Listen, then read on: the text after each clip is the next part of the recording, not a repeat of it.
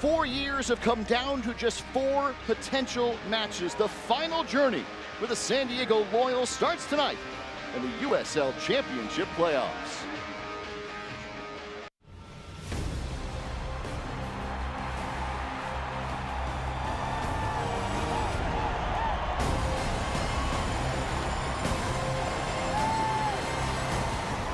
Perhaps fitting the opponent to the most high-profile and endearing moment in Loyal history so far is now the team that San Diego faces to start its final postseason campaign. Welcome to the final chapter of our 4-year story. Loyal starting their final playoff run at home against Phoenix Rising, an old rival here at Torero Stadium. Thank you for being with us. Jack Cronin, Jordan Caruth, Darren Smith. We're presented by San Diego Community Power. Our 3-6 matchup in the Western Conference playoffs. Winner tonight gets Orange County and Irvine Saturday. Our bracket brought to you by Symbiotica. The official wellness partner of San Diego Loyal is a San Diego-based supplement company. Symbiotica wants to positively impact its community because to them, San Diego isn't just their headquarters, it's their home. Symbiotica, live with intention. Guys, amazing to be with you. Jordan, Loyal coming in as the 3 seed here tonight, looking for their first playoff win. Jack, this is exactly what Loyal have been preparing for months. They have put in the work to be fresh at the right time. That's something they've noticed in previous seasons. They're playing their best football of the year right now. Winners of 3 of their last 4. It's a good form for SD Loyal. You have to go all the way back to early August to find the last time that San Diego lost here at Torero Stadium. Darren, our SDG&E player to watch, a guy who's no stranger to these kinds of playoff moments. You're exactly right, Jack. Ronaldo Damus, not only did he lead San Diego Loyal in scoring in 2023, 12 goals. In fact, his first came against Phoenix Rising back in March. 4 goals in the postseason of 2021, helping Orange County win the USL Cup. Jordan Nate Miller has virtually the same Rady Children's Hospital starting lineup for the final home match of the regular season. It was won by San Diego. It was. No real surprises in the starting 11 for San Diego. What do they want? They want the wings to create a lot of space, create opportunities for their players up front. Today, Evan Conway, Ronaldo Damus, we just spoke about. Wings want to give them chances to score, and we've seen them do just that a lot lately. Phoenix comes in, Darren, on the other side, looking for their first win since September 16th. But this great franchise knows how to win in the postseason. Right, and does that matter when you're playing in the postseason? I guess we'll find out. But as you look at Phoenix Rising, missed the postseason last year. Now they find themselves back in where they had been every other season of their club's existence. Rising led by our SDG&E player to watch, 3rd leading scorer in the league, Jordan, Danny Trejo. Yeah, originally with LAFC, signed in January, only 24 years old. Phoenix tends to win when he scores goals. The last 5 times he has scored, Phoenix comes away with a win. That's something to pay attention to. He only played in 1 of the 2 matchups this year against San Diego. No goals in that 1 game. Loyal a win and a draw in those 2. Darren, the Rady Children's Hospital starting 11 for Wangara and Phoenix. And I think we've just spoken about Danny Trejo. We know how impactful he has been. He was the player of the month for the month of August, but the player of the month for the month of June, Manuel Arteaga, who has scored against San Diego Loyal this season, 15 goals himself, come off the bench tonight. Yeah, those 2 combined for the most goals of any duo across USL Championship. So it's San Diego and Phoenix tonight. Loyal 3 wins and a draw against Rising the last 2 years. Winning the tie this year, 5-4-2 overall in their history. The playoffs begin next from San Diego and Torero Stadium.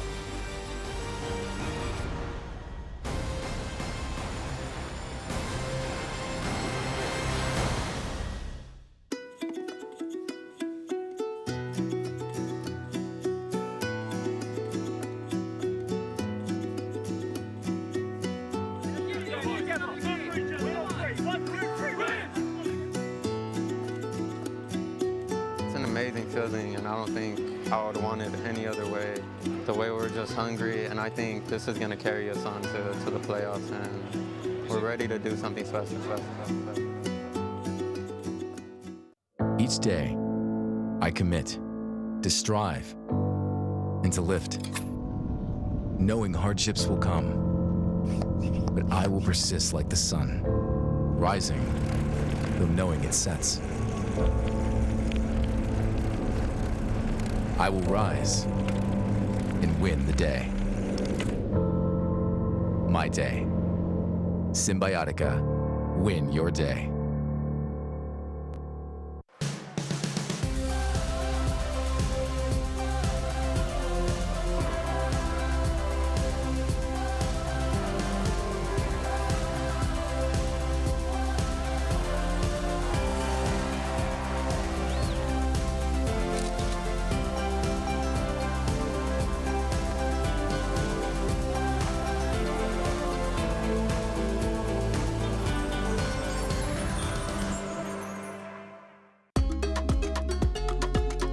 When it comes to our familia, we all have our own flavor and expression.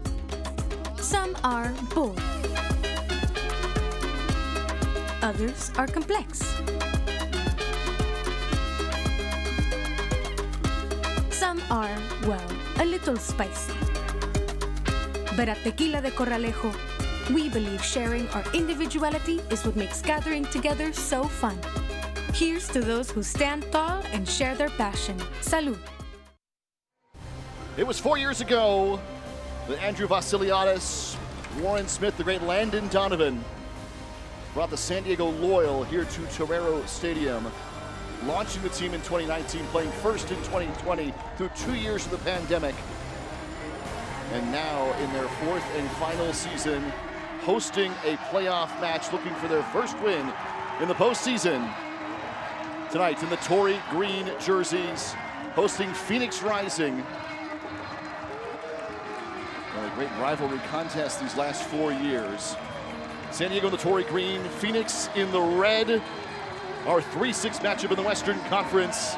Getting set tonight from a sold-out Torero Stadium in San Diego. Jack Cronin, Jordan Caruth, Darren Smith with you tonight. Gentlemen, it's been a pleasure these last 4 years, and now a huge moment to begin this fourth and final playoff season. You can feel the energy in the stadium just moments before kickoff. Things starting to escalate a little bit. The intensity is up. I think the anxiety is up a little bit.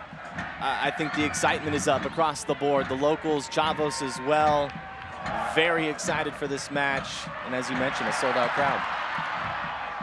An early chance for Blake Bodley down at the wing for San Diego, who led Loyal with 9 assists this season. Nate Miller system with the wingbacks playing such an important role. Adrian Perez, who is on the team of the week in the USL final regular season. And Blake Bodley, important tonight. As we've been kind of painting the picture and getting you ready for this moment, now that we're officially kicked off and underway, there was a moment just before kickoff. Nate Miller, the head coach for SD Loyal, walking out for potentially what could be the final time. And there was a moment where he completely stopped his walk because he saw either family or a sign, something up in the crowd, and it was a very emotional moment for Nate Miller. A couple of the players and coaches, they've definitely stopped already to kind of soak in this environment, this atmosphere. There is so much energy in this building tonight. I think for both teams, it's going to be really important to keep your composure, right? San Diego's dealing with a lot of things. Phoenix, a team coming in, they're looking to score first. They want to be a composed team and take advantage of opportunities when they do come up like that one. Armanakis with the early trial. Let's get to our keys to the contest, brought to you by the San Diego County Toyota dealers. Well, you mentioned the emotions tonight, and think about that from San Diego Loyal's perspective. Not only are you trying to win your very first postseason game in club history, but it also comes in what might be your final match in club history. So keeping space for the wings. For Phoenix Rising, try to score. Their recent run of form to round out the regular season, as you guys know, they did not have a win in their final 5 matches. They also didn't score. They scored 4 times in those 5 matches. So they're in a little bit of a funk when it comes to putting the ball in the net. And these are two teams who do go for it. They play open. It should be a fun one tonight with these two sides. And you're already seeing one of the early strategies for both these teams. San Diego loves to play out of the back, build things up from Coque Vegas in net, play him forward well outside the box, and build up through possession, where San Diego this year was second in USL at 56%. You saw Phoenix press early on the first time. I think it's easy for neutrals who are tuning in to watch this playoff match to really get excited for it. Of course, it's easy for Loyal supporters to get up for this. Phoenix Rising supporters obviously excited for a playoff match. I think if you don't have a team in this match and you're just tuning in because it's a playoff match at the USL level, this is the type of style of play you want to see. These are two teams that are really going to go after the goal. We're likely going to see several goals tonight. There are moments come playoff time where you really need to focus on your defense and keep things low scoring and control as much as you can. But the way these two teams play, we're expecting to see a lot of action in this one. And that's the interesting thing, too, about the postseason, because you know sometimes in cup finals, you don't exactly play the way you played up until that point if you've been a front foot attacking kind of team. So to see this early on, not letting the nerves take over, not playing defensively, not playing back a bit, not wanting to make that mistake, which could prove so pivotal. That's what we're starting to see here early on. I agree. I just saw Landon Donovan before we went on. He said, we're trying to do everything the way we've done it. We know the circumstances, but you try to remain as normal as possible. There's Joe Corona, the former U.S. men's national team member, with an early assist into the box. It's Ronaldo! A 5th-minute strike to put San Diego on the board!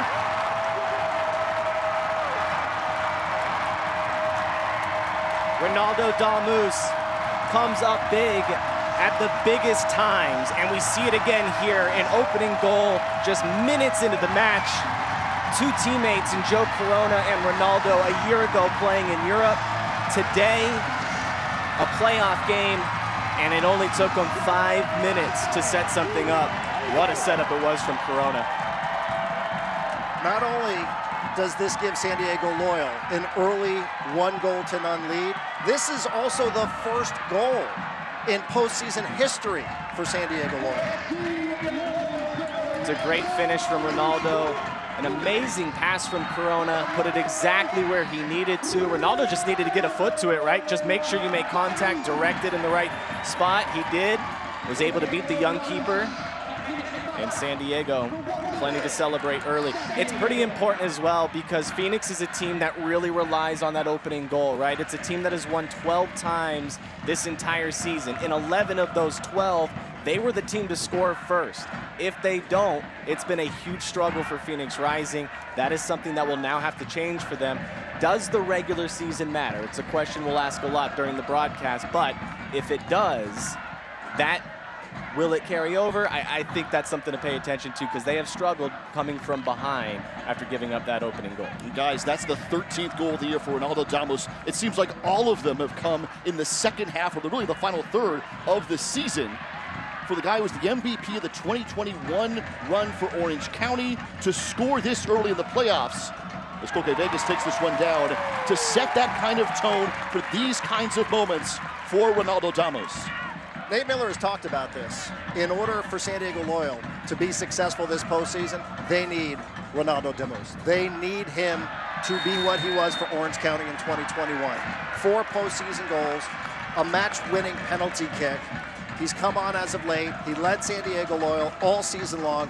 What a great start to the postseason for him.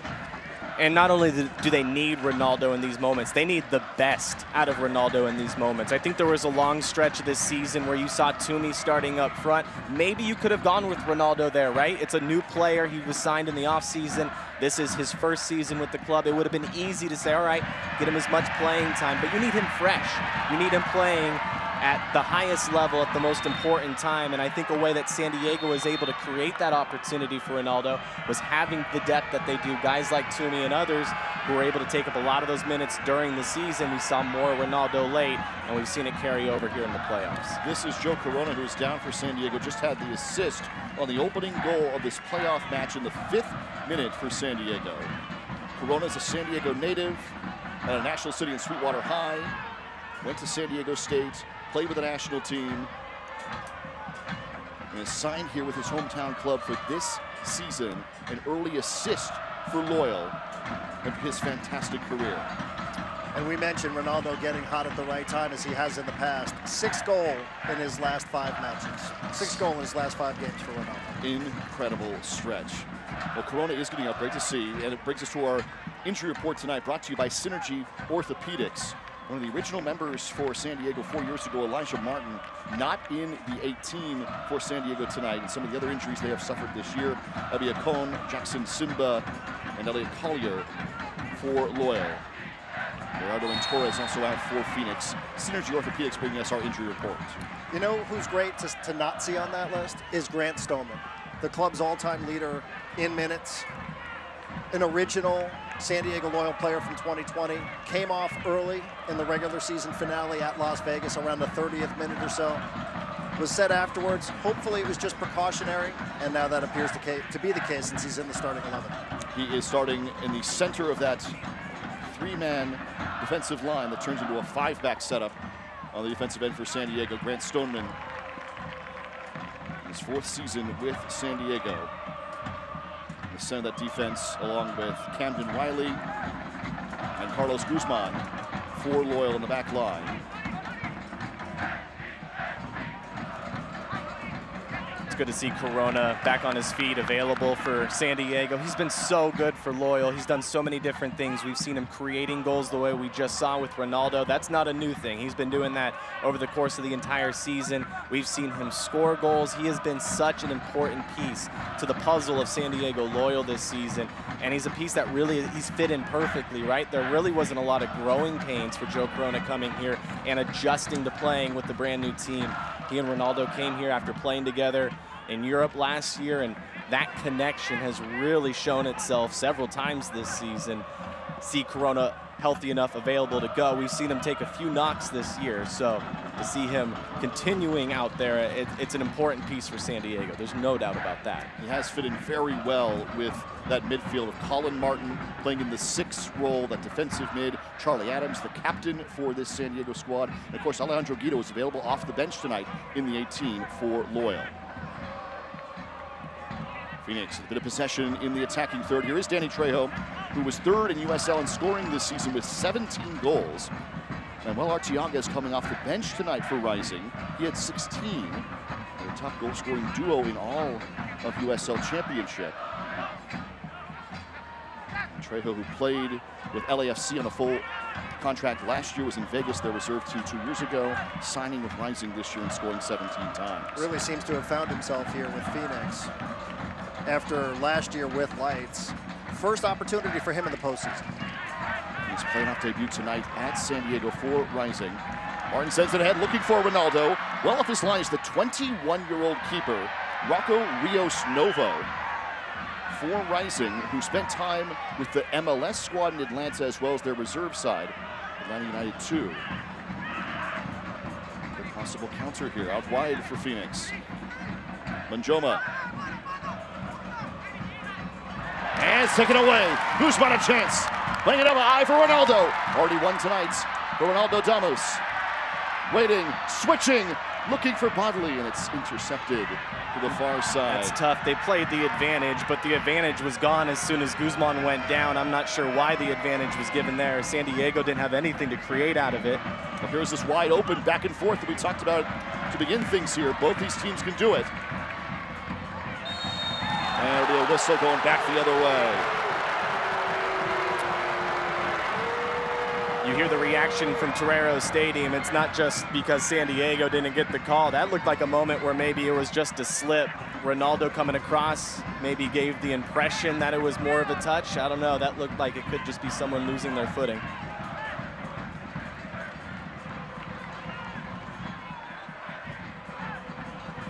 Hernandez. Out for Trejo. Trejo weaving through the defense, intercepted by Camden Riley. Back for Traore. Carlos Harvey, formerly with the Galaxy. They'll switch sides and send things in. It's Trejo who was the target. Riley was there. This one going long range again. Camden Riley 3 times now, stepping in front. Counter, firing away. It's Corona for Ronaldo. Back for Conway. They'll allow San Diego to play on. Conway. Corona. Out for Blake Bodley. 9 assists to lead the team this year. This is dangerous for San Diego. And it goes right into Rios Novo. San Diego loved creating out wide. Blake Bodley, we've seen all the assists he's been able to create this season, just whipping it in. He was close there. We mentioned some of the players on the field tonight from the original team going back to 2020. Just looking around in the stands, there are players, even the very first player signed by San Diego Loyal. Sal Zizzo in the house. I see Jack Metcalf sitting in front as well. So a couple of the guys who are now retired, but at least started with the 2020 squad, making sure they're here at Torero Stadium tonight. Those guys were in the original lineup for San Diego, the original 11, along with the likes of Grant Stoneman. Charlie Adams played ahead here for Ronaldo. Elijah Martin in that first 11. Tumi Moshoban, who we'll see off the bench tonight. coming in as a reserve March 7th, 2020. And the atmosphere has lived up to the build-up. We knew this was going to be a sellout. We knew this was going to be a very lively atmosphere at Torero Stadium, even on a Sunday night at 7 p.m. The last couple of weeks, away at Vegas, here at home against Oakland. I appreciate the approach from the club, from the supporters. This might be the last. Let's treat it like it's the last, and let's enjoy every last moment and second of this while it still is here. That great celebration, the final regular season game at home here in this. Now it allows you, Darren, to go back and be much more business-like, right? This is the playoffs. But still, the reality is, winner here will play at Orange County coming up next week. Yeah. So I think the appreciation of recognizing that this might be it has really made everybody enjoy every second. Including, by the way, Phoenix's head coach, who did say if you had asked me to pick a team in the East or West of the play, I would have played San Diego. I think ultimately trying to complement San Diego's style of play, because what he was talking about is exactly what we were talking about earlier in the broadcast. These are two teams with the style in which they come out and attack. It's going to be a fun watch, even if you aren't a San Diego fan or a Phoenix fan. This is something anyone can really get behind, tune in, and really have plenty of moments that you would get excited for. That pass from Corona to Ronaldo earlier, just clinical, and we've seen a couple close moments since. I think at the end of the day, I would be pretty surprised if this one finishes 1-0. Then again, we've seen other playoff matches in the Western Conference that have finished 1-0 as well. As a matter of fact, 3 of them to be exact. And Juan Guerra, who's the manager for Phoenix Rising, he was not providing bulletin board material. At first glance, you think, oh, if he wanted to pick a team, it would have been San Diego. He said, this is a game we want. It's a game the fan base in a full stadium is going to enjoy watching. It's going to be a proper soccer game. Good tactical battle. Full stadium. Add to what's happening with them internally, and it creates an atmosphere for an unbelievable game, one that we will all remember. High praise from the Phoenix manager. And that's what this night is about. You're absolutely right. You can feel Torero Stadium right now.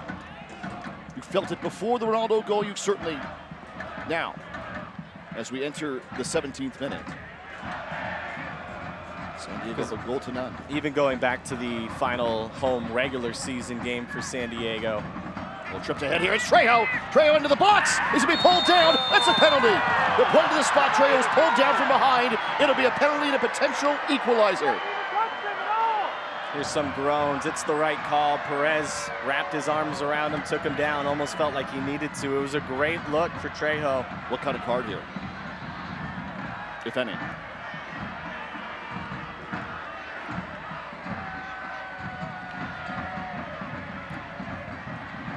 On initial look, I didn't see anything that would indicate red. Okay. definitely deserves the penalty. Yep. Wrapped around his shoulder, brought him down, took away his opportunity to fire off the shot. It's the right call. All right, so a potential equalizer for Phoenix Rising. Koke Vegas, in his 2 years in San Diego, has faced 8 penalties. He has saved 1 of them.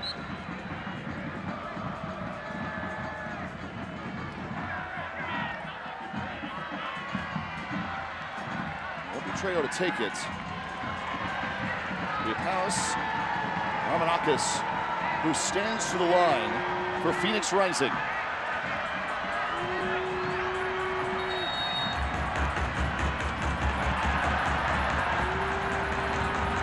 '18th minute, an early penalty to try and tie this one up for Phoenix. Quite a bit of gamesmanship going on right here at the 18, huh? Armanakis. Phoenix, the 6th seed coming in. Looking to even things up. Koke Vegas facing his 9th penalty of the year.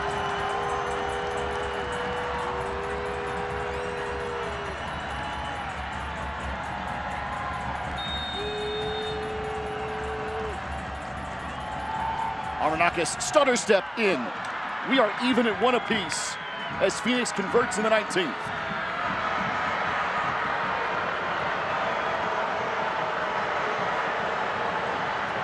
Well, Phoenix needed to keep their composure after going down. It was only a couple of minutes before San Diego was finding the back of the net. They get their opportunity with a penalty, a deserved call, a good finish.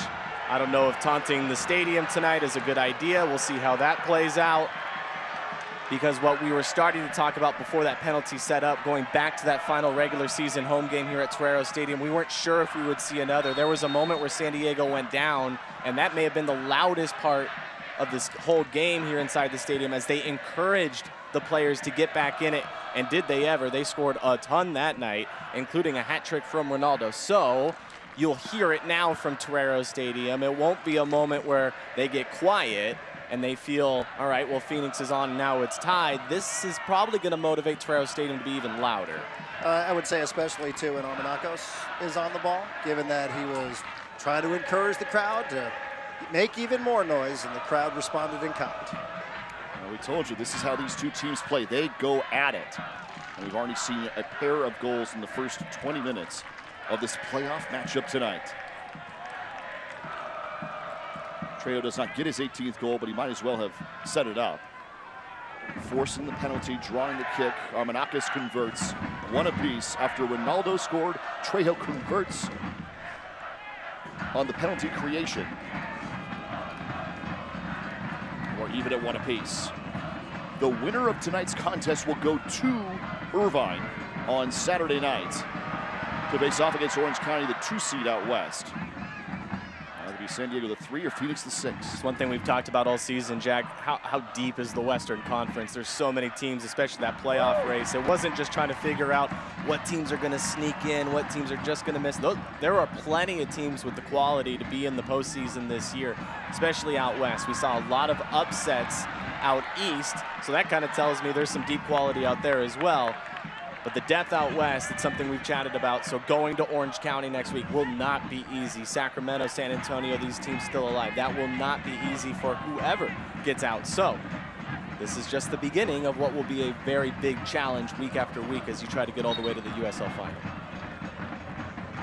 And this becomes the first Western Conference playoff match that we've had both sides score. Since we've had 3 1-0 finals, this is the first time that we've seen both sides score. So game on here in the first half.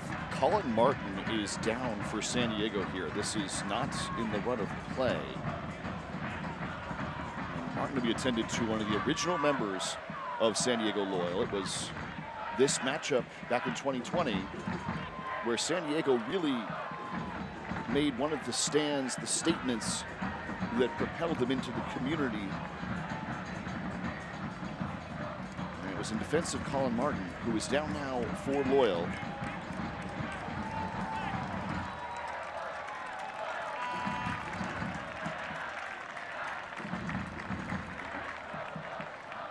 It's caught up in the collision.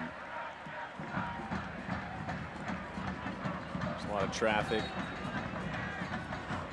Good sign that he's walking around under his own power. Looks like he'll be able to continue. No sub needed from Nate Miller. 7 players who are with San Diego all 4 years here at Torero Stadium. Corona, the early assist. For Charlie Adams, the captain, it's intercepted. Now Phoenix. Armenakos sending it forward. Formella all the way down the line. This is going to be a restart for San Diego. It's easy to think when you have 2 teams coming in who really know how to score that they might not be the most physical teams, but this match in the first 23 minutes so far, to me, it's been pretty physical. We've had those moments, and it's early, and it's a playoff game, so that physicality is only going to increase as this goes on. The deeper we get, once we break out of halftime, deeper into the second half, there's a lot of anxiety out there. There's a lot of moments where it looks like anything can happen on both sides, and we've already had a couple goals as well. We've seen kind of everything so far in the opening 20 minutes.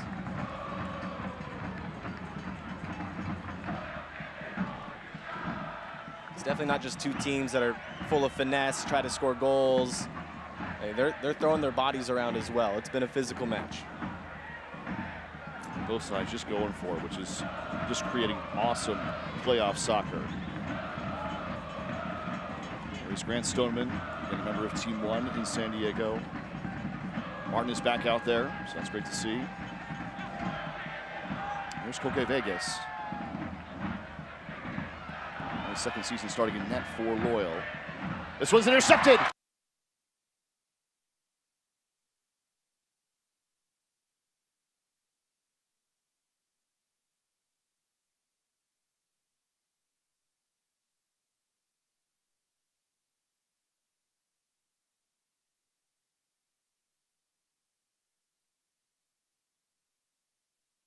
Stadium. Just give him the opportunity, give him the chance in front of the net. Give him a little window, and sometimes he's able to go right through and score. We've seen it twice already. He had a hat trick at Torero Stadium, not score. And Darren, once again, it's the playoffs, so you kind of know what to expect from Ronaldo, don't you? And Jack mentioned it earlier, too. The goalkeeper, the 21-year-old goalkeeper for Phoenix, Rios Novo, got caught in between, hesitated, indecisive. Conway flipped it over. Ronaldo Damus, the fox in the box, puts it home for his second of the night. We've seen San Diego try to do it a couple times, right? Just send it forward. Give Ronaldo a chance. Let him use his speed, his creativity. You mentioned a goalkeeper, 21 years old for Phoenix. Maybe something can happen if you put him in a pressure spot. It does, and I think San Diego will continue to try to do that, right? Ronaldo, let him run up front. Continue to send him the long ball. Yes, are you good working it out with your wings and bodily setting stuff up? Of course. That's going to be your bread and butter. But if you see those moments where you can send it up to Ronaldo and maybe something good can happen, you got to keep doing it. Phoenix, which had the better of possession in this first half. Sending it forward for Formella. Formella. Traore. Phoenix really wanted to quiet Torero Stadium after that goal, right? They really, I mean, even with the hands telling everyone to be quiet, Torero's not going to be quiet tonight, no matter what's happening on that field. So the response, rather quickly from Loyal as well. This is exactly what you want to see from San Diego. Because you're not going to lose confidence this way, right? You might see a penalty, and it's easy to start thinking like, these are the moments, it's playoff time, anything can happen. But a quick response following a very quick goal to start the game. I think San Diego should be feeling pretty good with how they've approached it so far. And already the emotional swings 27 minutes into this match. From an opener in the 5th minute to the equalizer from the spot. Loyal back ahead. I have a feeling, Jordan, to echo your sentiments from a little bit earlier, this probably won't be the final scoreline either. No. Yeah, that's a great call.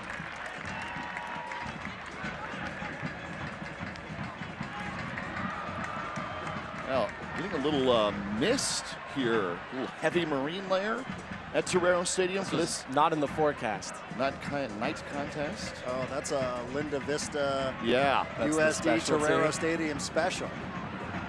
Sometimes you walk out of here, you just came out of the swimming pool. Yeah, I mean, it's Mission Bay's right over there. We can see it from our position, and it can get a little misty here at Torero Stadium. It could impact the field as well. This falls back to Adrian Perez, who's taken down. It's a free kick opportunity for Loyal from 30 yards out.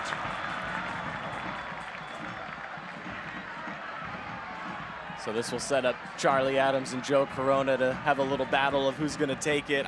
You're going to be comfortable with either one.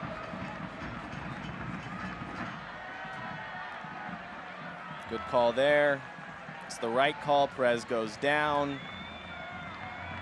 We've seen Corona blast them from free kicks around this range and score. Adams is dangerous as well.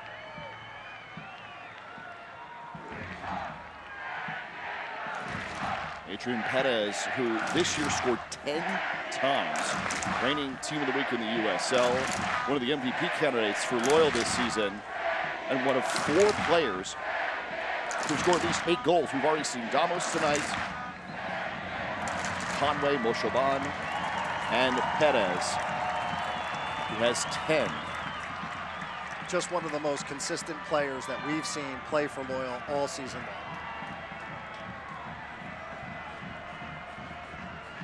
Joe Corona and Charlie Adams are discussing things. Phoenix is going to lay down a player behind the wall to prevent a low ground ball kick.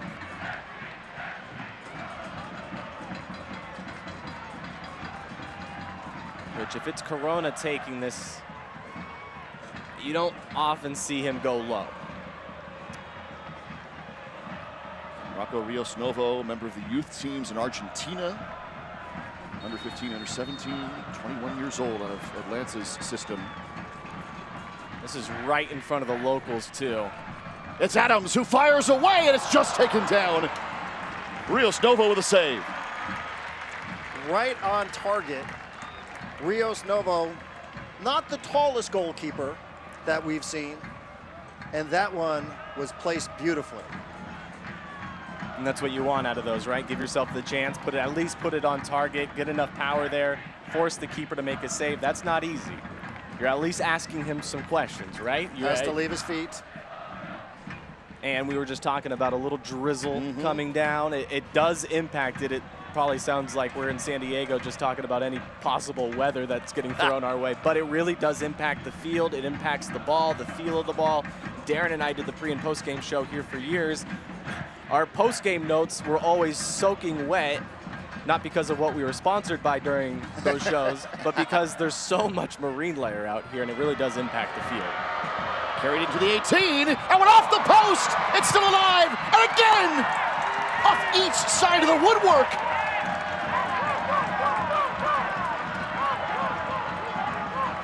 Very unlucky if you're Phoenix. An inch or two from going in and leveling this up.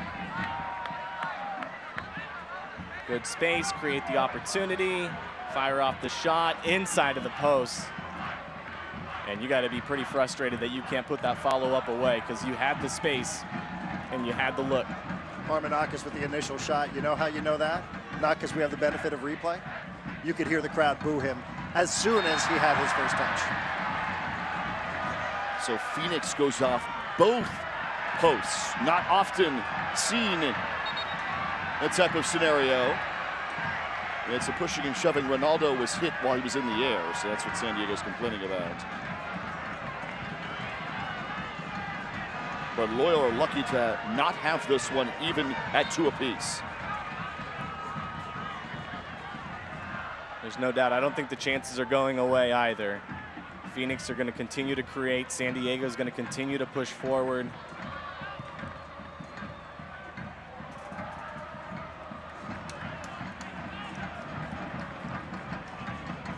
Physical, dramatic, testy. Playoff soccer. It's only been 32 minutes. That's really what stands out to me. I mean, sometimes it really does take into the 70th, 80th minute before you start to see the physical plays come out where you start to feel like your season's on the line. They're not waiting until then. They realize for both teams, season's on the line, life is on the line. That's kind of where it is for San Diego Loyal, so you're starting to see that earlier. You're not waiting until the 80th minute.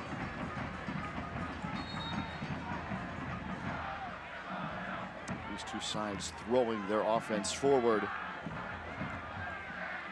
There have been opportunities here. Phoenix very nearly equalizing as we pass a half hour gone by. Riley takes it away. Now for Perez. Camden Riley onto the touchline, and he creates the corner for Loyal. Heads up play by Riley there after Stoneman's errant header, just to recover it, keep it on the attacking third, cause a corner. Heads up play. Charlie Adams and Joe Corona go over, so Loyal will have the option of playing the short if they like.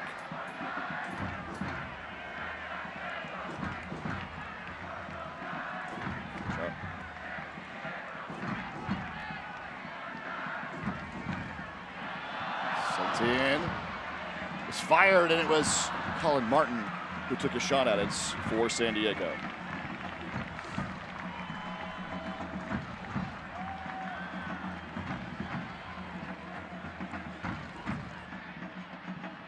comes to our familia, we all have our own flavor and expression. At Tequila de Corralejo, we believe sharing our individuality is what makes gathering together so fun. Here's to those who stand tall and share their passion. 2-1 San Diego into the 34th minutes. Phoenix just going off both posts, nearly equalizing. Now, a giveaway here. Rising on the attack, it's Trejo. 17 on the season, drawing the penalty earlier. Corner on the other. Phoenix appealing to the ref, trying to get that second penalty kick of the night. Yeah, King trying to explain why he went down. First penalty seemed very obvious. That one seemed a little bit like a reach. And Grant Stillman was quick to tell him. Yeah. Nice try. So here's Phoenix from the corner.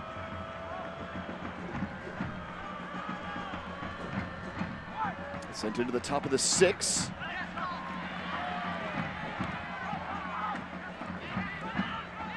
Rising, recovering. Restarting possession. Harvey sends it in. And Vegas is there for San Diego.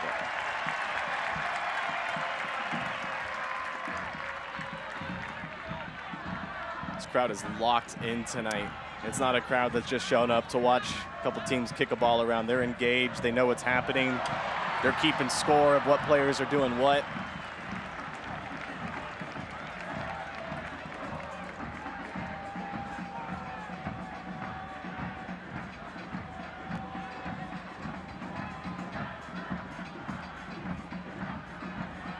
An errant pass goes right to Martin. That was a good chance to put San Diego back on possession.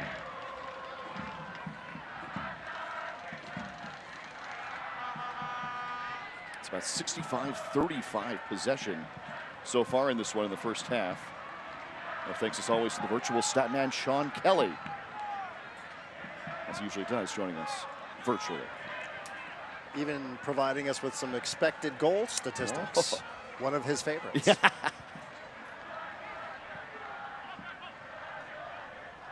The team winning on the scoreboard is not winning the expected goal battle. How about that? Phoenix created some of those chances with those shots off each post last time down. 37th minute, 2-1 San Diego.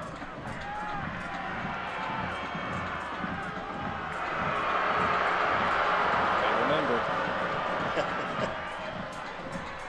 Hernandez.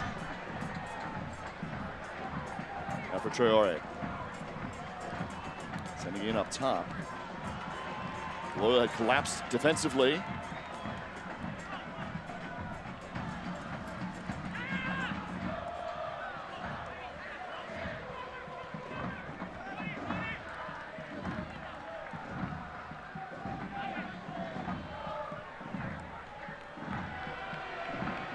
Fuenmayor.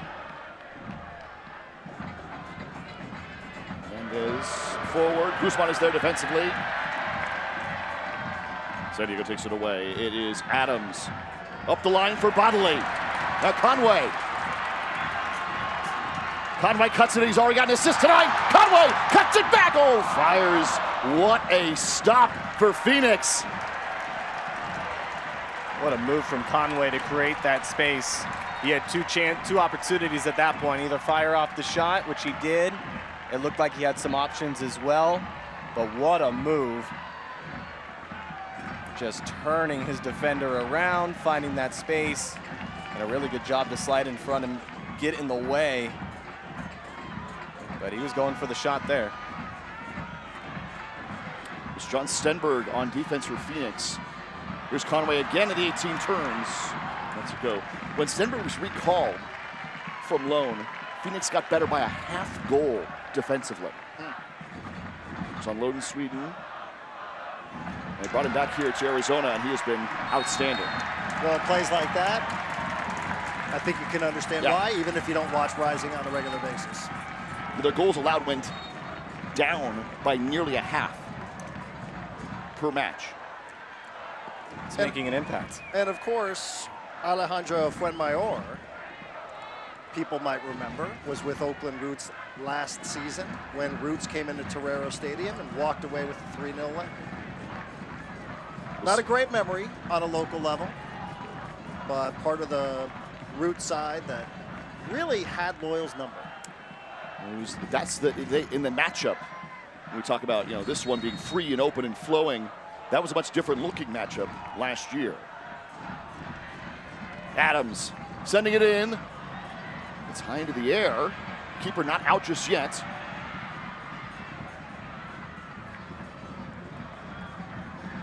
And we played out. I'm with you. I was thinking the same thing. Where's the keeper? Because you're used to Koke Vegas coming out there, and that thing's getting punched away rather quickly.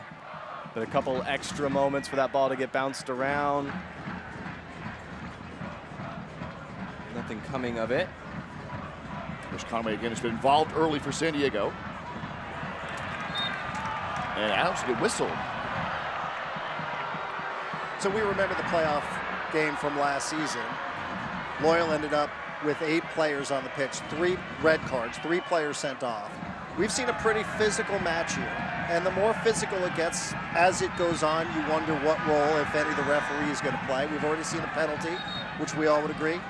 Right call? Right, yes. Right call. But we've seen a lot of physical play in the middle of the field, and thus far the ref has kept his cards in his pocket. And Phoenix, too. Remember, these are 2 teams that know each other very well. Darren, you were saying this is among the most ever meetings between these 2 sides. 12th and final time between Phoenix and Loyal. Of course, it's open to interpretation what the actual record is. The record books will let you know that San Diego Loyal has 1 fewer win than people in San Diego would have you believe because of the walk-off in 2020, which resulted in a forfeit. Loyal up 3-1 at that time. So the record books will tell a different story than what people around in San Diego might remember from 2020. Also a lot of history between these 2 clubs because go back to that 2020 season, it was one of the 4 clubs that San Diego was even allowed to play. So you got to see Phoenix a lot. It was a great introduction to the league, especially for the clubs that were nearby San Diego. You saw Orange County all the time. You saw Las Vegas. You saw Phoenix Rising. It was a great way to build up a rivalry rather quickly as San Diego just came onto the scene only a couple years ago. Plus, I think we all would agree. It's Trejo again, just outside the 18, and this one's going through. It is in 2 apiece, 42nd minute, right on through, and it's Trejo who has his 18th. Looked like it went right between the legs of Vegas. Miscommunication. Vegas and Stoneman are continuing to talk about it. Stoneman frustrated with the moment, not with Vegas.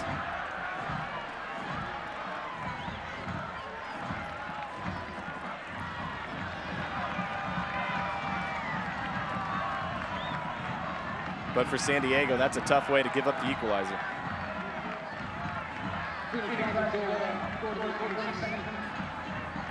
And I think Stoneman's trying to tell Koke Vegas, I had position.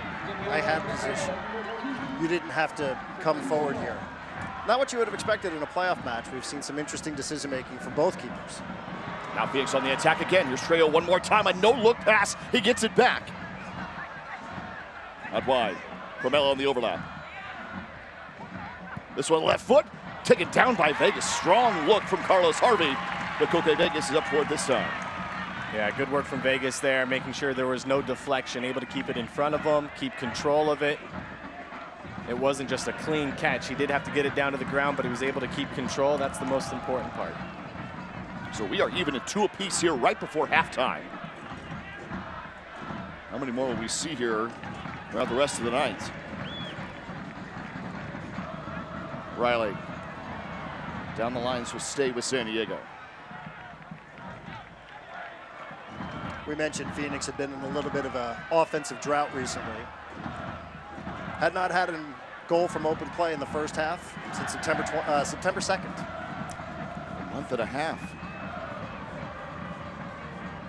But here in the playoffs, they have struck and they've had other opportunities too. Bodley sending it in. They've easily had more than just the 2 goals tonight.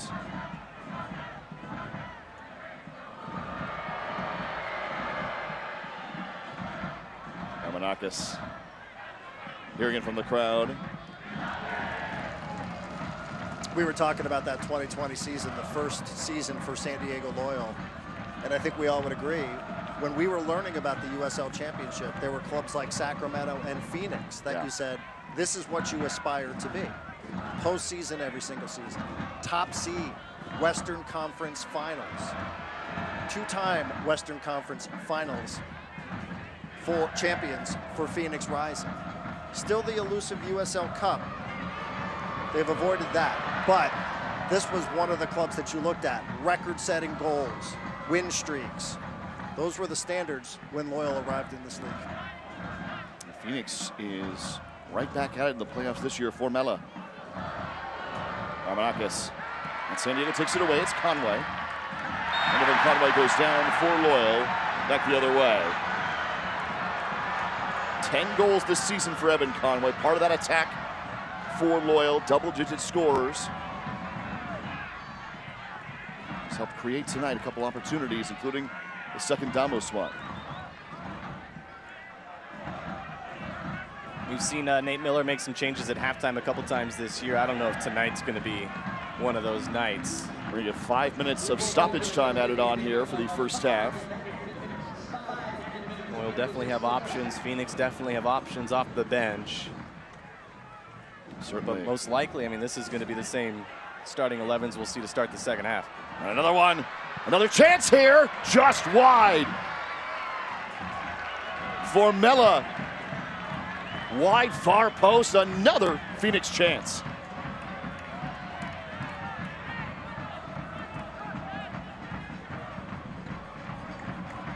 Phoenix doing a very good job of creating opportunities. They've been so close so many times. 2 goals on top of it. I don't think anyone would be surprised if they were going to be rolling into the break with 3 or 4 goals the way they've played. Obviously just 2 with the way it stands. But we've heard, I think these 2 teams have something in common. They're okay allowing a couple goals. You don't want to give up too many, but there's so much confidence with what you have offensively. There's a point where you will think, like, well, we're going to be able to score goals too. And I think both of these teams can kind of say that coming in. Yeah, San Diego did score the first 5 minutes, but Phoenix felt, well, we're probably going to score tonight as well. Let's keep going.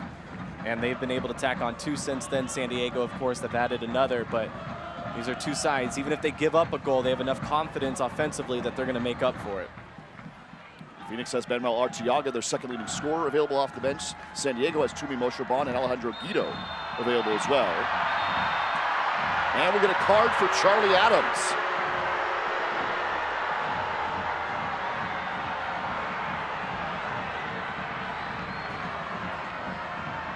Well, a yellow card here will set the stage for the second half for potentially more yellows. The standard has been set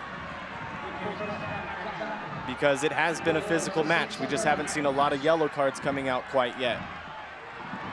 Now that changes.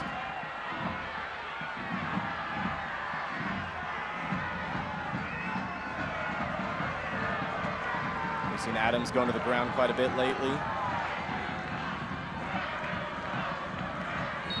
The foul called on him just a couple moments ago. That potentially could have been a yellow if it was just seen the wrong way, but he gets the yellow card here. Now he has to be careful. And that's another thing for Nate Miller to worry about now, right? Because we saw it last year in the playoffs, San Diego going down 3 players due to red cards. The last thing you want is to go down a man because of a second yellow card. So that is something Nate Miller's gonna have to think about at halftime. I think even further ahead, Charlie Adams is one of the best penalty takers in San Diego history as well.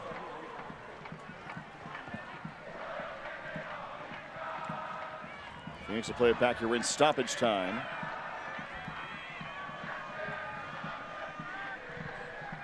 Five minutes of stoppage time.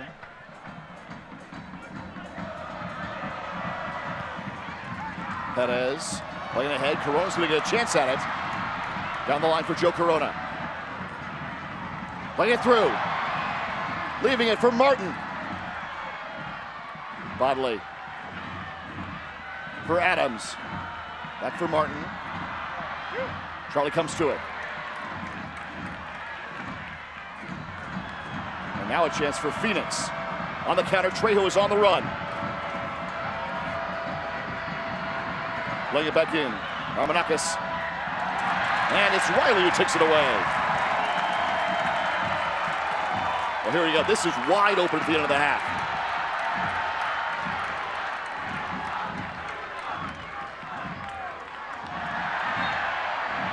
This last 60 seconds, probably a pretty good look to what the second half will look like. Bodley cutting it back. Martin's going to fire away. This is going to be a corner. Made great contact on that shot, too. It wasn't too long ago we saw Colin Martin score his first goal of the season. He's good for a goal a year. That's what we've seen going all the way back to 2020. Easy to wonder where that one would have ended up if there wasn't the deflection. It's a good angle at it.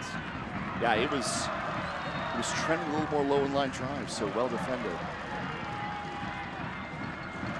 And again, right here in front of your own supporters, in front of the locals.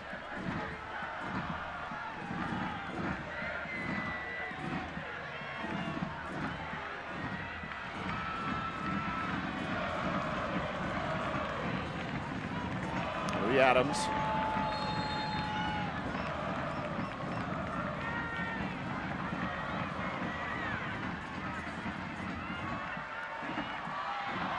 This one's all the way through. Stoneman actually gets two of us and go out wide. And that'll do it for the half. So 2 apiece in San Diego, this Western Conference playoff matchup.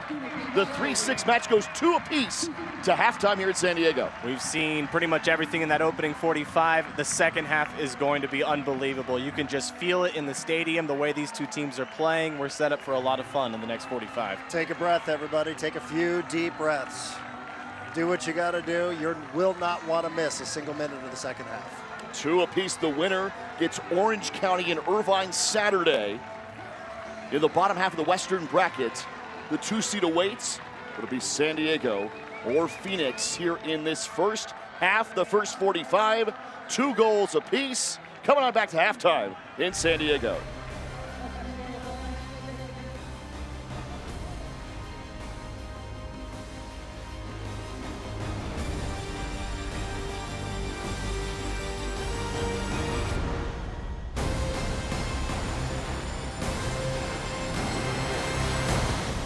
Adventure awaits. USC Credit Union is now Blue Peak.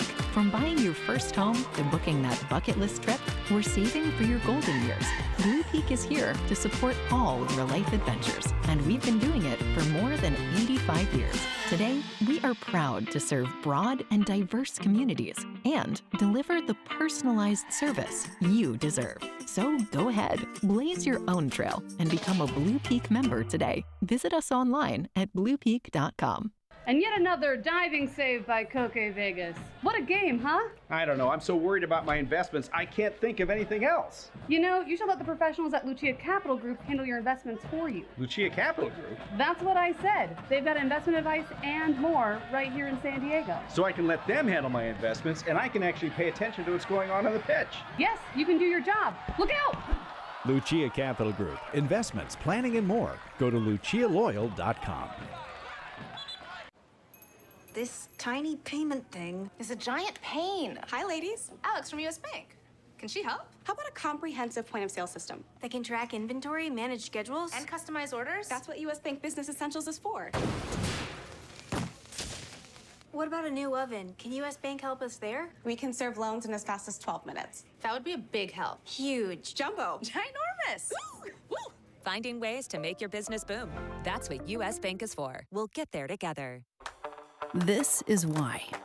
These kids, these happy, healthy kids, they're the reason Rady Children's Hospital in San Diego was the first in the world to use ultra-rapid whole genome sequencing to diagnose and begin precise treatment for a critically ill baby in just 13 hours, taking a family from desperation to treatment. Because at Rady Children's, your kids always come first. 2 apiece in San Diego. Loyal and Rising, each with 2 goals in the first half. Rising got a couple more chances as well, and this has been a really fun, wide open first half from Torero Stadium. Tonight's hero of the match is Master at Arms Second Class Samantha Kalura of the United States Navy. Originally from Miami, Petty Officer Kalura enlisting in March of 2018, serving aboard the USS Pearl Harbor before reporting to her current assignment at Naval Base San Diego, where she provides emergency response and tactical support for San Diego Bay. Into our highlights presented by the Rincon Tribe from across the Western Conference. This is the fourth and final match of the Western Conference playoffs. San Antonio coming in as the fourth of the defending champions as they get Colorado Springs. And San Antonio will advance in this one to face off against Sacramento. Out west, it's really difficult to find out who the favorite really is. What is the team? Which team comes out? San Antonio, they have the talent. Sacramento has the talent. You could argue Orange County. You could easily argue a team we're watching here tonight as well. The way it's set up, there's just so much talent out west. It's not going to be easy to get all the way through. It's been a different feel out west compared to out east so far, right? A lot of upsets out east. West has been a different story. Yeah, thus far up until this point, the higher seed in the west has advanced by the identical scoreline of 1-0. In the East, it's all over the place. 3 of the top 4 seeds were upset. One of the biggest upsets in USL history happened in the East, but so far, it's been chalk in the West. Yeah, all of the top seeds have won, including Milani Lasky, the San Diego native, who on this free kick put Orange County through into the conference semifinals. Coming on back to San Diego, near Torero Stadium.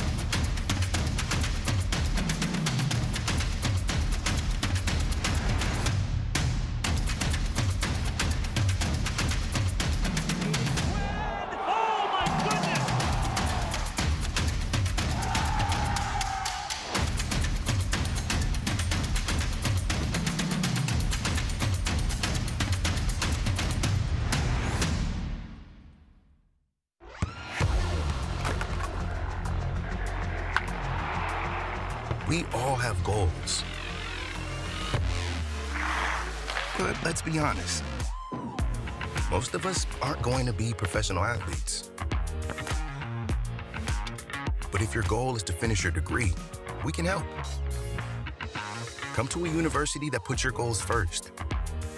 Bellevue University, your partner in finishing goals. The battle starts today. Wheeler tries to help it along. It's Enriquez in the middle. It's Jairo Enriquez! Oh! Cuejo! Oh my! Now, it's time to fight to the final whistle and beyond. And the crowd is losing it here. It's time to put it all on the line. It's time to shine.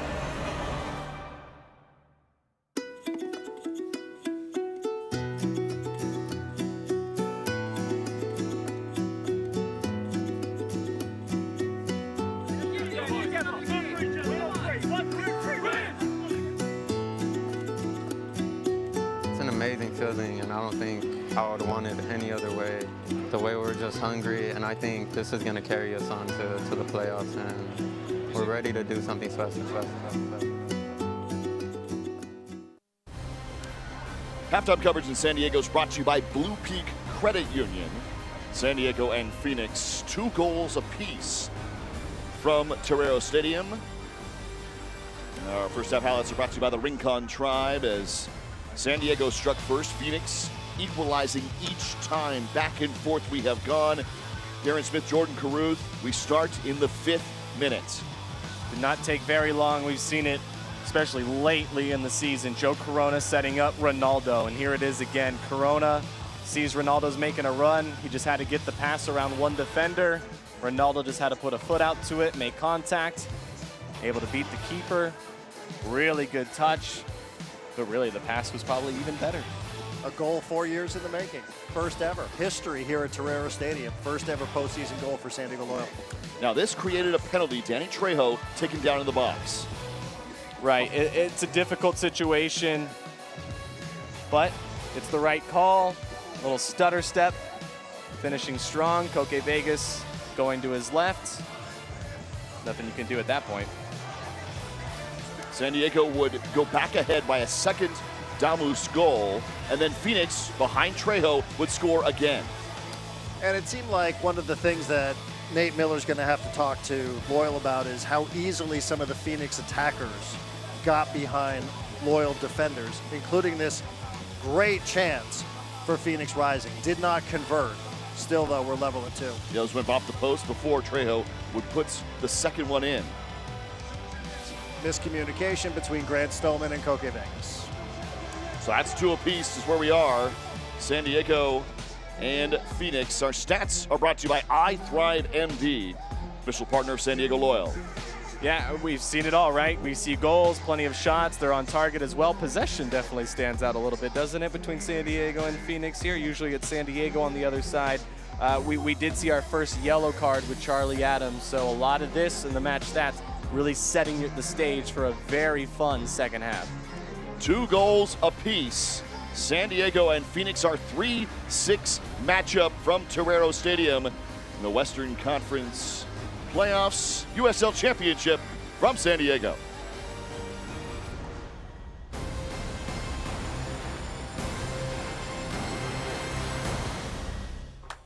This is why these kids, these happy, healthy kids, they're the reason Rady Children's Hospital in San Diego was the first in the world to use ultra-rapid whole genome sequencing to diagnose and begin precise treatment for a critically ill baby in just 13 hours, taking a family from desperation to treatment. Because at Rady Children's, your kids always come first.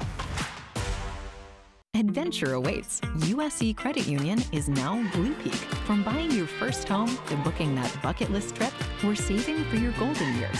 Blue Peak is here to support all of your life adventures, and we've been doing it for more than 85 years. Today, we are proud to serve broad and diverse communities and deliver the personalized service you deserve. So go ahead, blaze your own trail, and become a Blue Peak member today. Visit us online at bluepeak.com.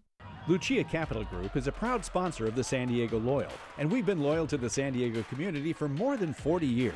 Investing is complicated. Lucia Capital Group is here to devise a customized game plan for you designed to kick your investment strategy to the next level.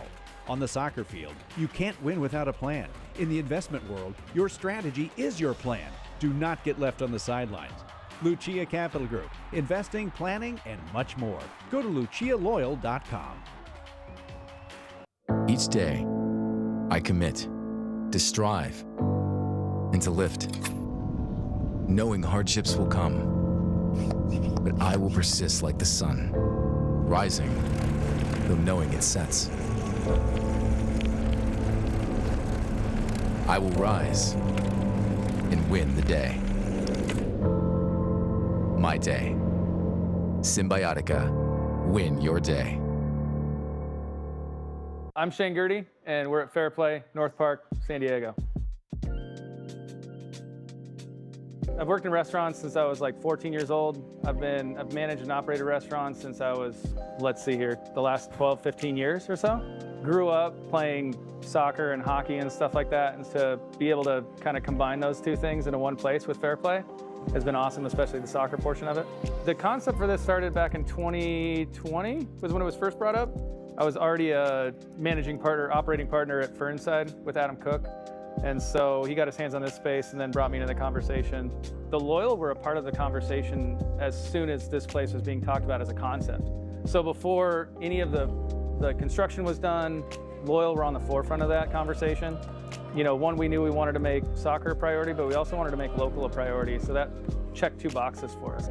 But then to see it throughout its construction phase and stuff and actually come to fruition with being open and hosting parties for the Loyal has really been kind of like it's been a huge success. Like, you conceptualize something, and then when you see the people in the space watching the game the way that you had hoped, it all really worked out. Kind of like, it was kind of like kismet, really.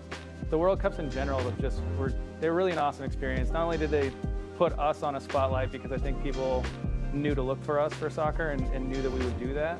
It was just awesome to see people out in general at that hour, and that just shows you the dedication of the soccer audience and fans of soccer in San Diego. To be open at 6 a.m. and to be packed with people that are just here to watch soccer is like, electric is, I think, the best word to describe it. So it was really cool to see all the different people come out to support, not only just their soccer team, they're supporting their country. Why not North Park is a better question. San Diego is a very diverse area, diverse culturally, and both the social landscape varies across all the different neighborhoods, but North Park, like I said, it just feels like home, but also too, it's like kind of a microcosm of what exists in San Diego in general.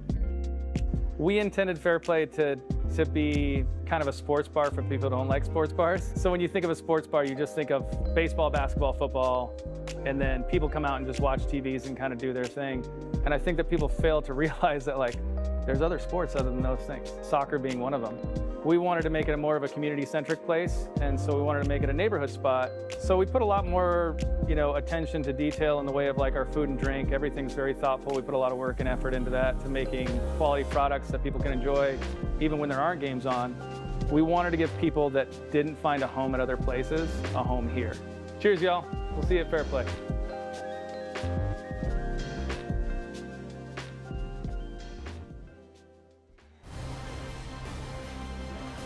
Two goals apiece, San Diego and Phoenix from Torero Stadium tonight. Jack Cronin, Jordan Caruth, Darren Smith with you from a sold-out Torero Stadium in what could be the final time ever for this club, or the final time at home. And either way, whether there's return engagement in the future or not, these great fans who've been with this team for years are making themselves heard for this playoff matchup.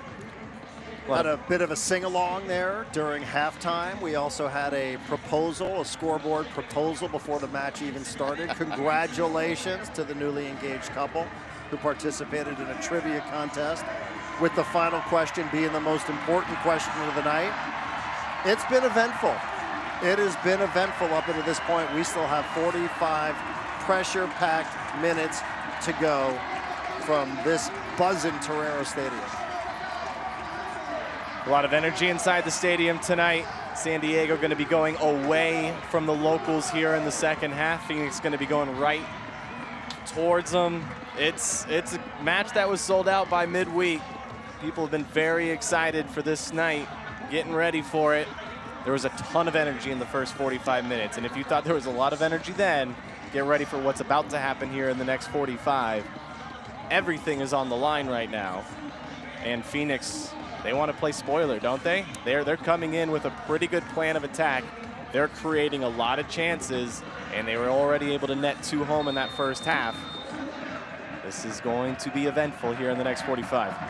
Yeah, there was that flurry of chances right at the end of the first 45 minutes in stoppage time. So that's something we could see again, certainly, in this second period.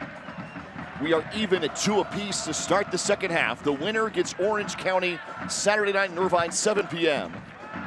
in the second round of the USL Championship playoffs. Sacramento, San Antonio, Orange County already advancing out west. Now Phoenix with an early opportunity. Felt like halftime came at the right time for San Diego Loyal. A little bit on their heels. Phoenix players getting behind Loyal defenders.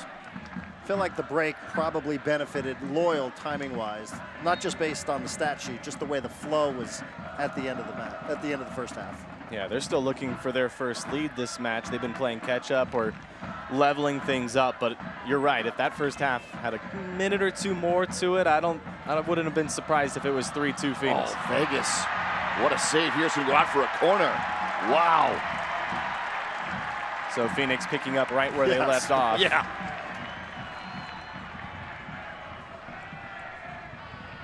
They've been effective. They've been good. They're picking their chances. And sometimes it takes a miscommunication here or there. Really good save from Koke Vegas. Vegas does so well to get up and out. That was a design play for Phoenix off a set piece, so really well executed. Third save of the match so far for Koke Vegas. Corner for Rising. They're going to play it short. And sending it in, headed high. And over. You can buy the newest SD Loyal gear, including kits, the Charlie Collection. All the unique designs the last 4 years you can't find anywhere else. In the San Diego Loyal shop. Head online to the shop.sdloyal.com or visit the shop in person in Mission Valley. Koke Vegas has had a little bit of it all so far. He's had some great saves, multiple. He's had miscommunication with his defenders that have cost San Diego a goal. He's had moments where he was beat, but then the post saves him and the follow-up doesn't come in. He's had a little bit of it all so far tonight. Vegas, who is one who likes to play out from beyond goal. Now Perez down the field. Bodley playing it for Conway. Evan Conway ahead, looking for Ronaldo again. Ronaldo Thomas with his 13th and 14th goals of the season in that first half for San Diego. Here's Joe Corona. With a very good piece of possession here. Bodley on the wing, and that will be taken down by Rios Novo. We're going to get a injury stoppage.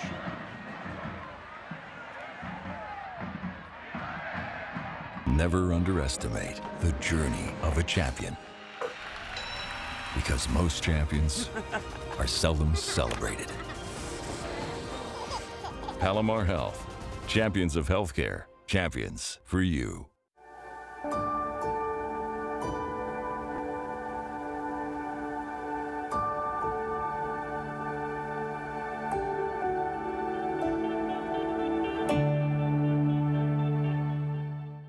It has started raining here at Torero Stadium on this Sunday night from what was a beautiful day across San Diego this afternoon. This rain that was predicted late tomorrow has actually come a little bit early and is falling here as a heavy mist, a pretty light rain to start the second half. Doesn't even look cloudy.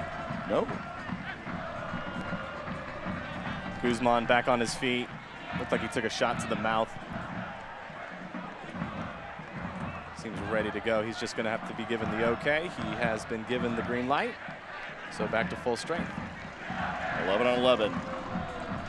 To the 50th minute in the rain in San Diego now. In our 2-2 matchup, what will that do to these two teams that love to push forward?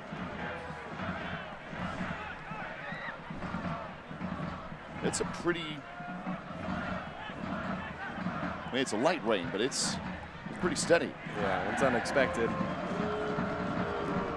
On the line. A good chance here for King. Being able to cross it back and in. Phoenix is ahead. Right on the inside post. And Darish Formella has given Rising their first advantage. It looked like it may have taken a deflection on the way in. Either way, Phoenix, we've seen them consistently creating these opportunities. Put up another shot. We'll wait for the replay to see if there was the deflection. It looked like it.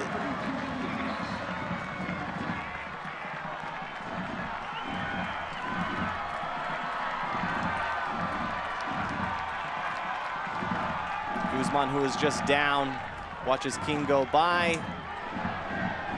Take a touch off Stoneman. It looked like Stoneman did get a foot to it.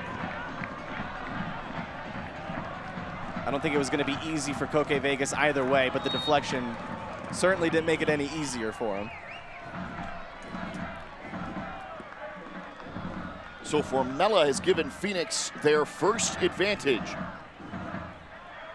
And if San Diego is to extend the life of the franchise, they'll have to come from behind to do so tonight at Torero Stadium.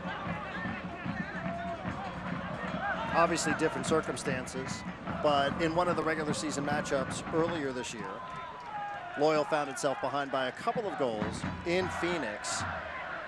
72nd, 80th minute, late goals.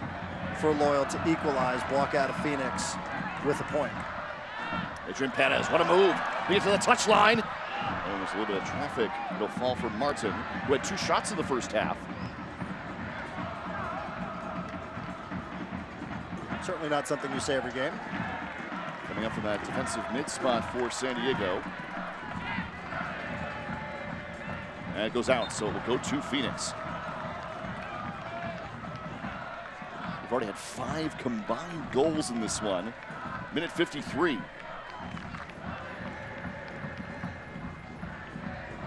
So Nate Miller, head coach for San Diego Loyal, has to be thinking about what to do at this point. Obviously, you're going to make some subs at some point of the game. I don't know if that 3rd goal is going to change the direction of maybe what he had already planned. Amanakis scored in the penalty earlier. Set back out for Perez. And it'll be a whistle back to Rising.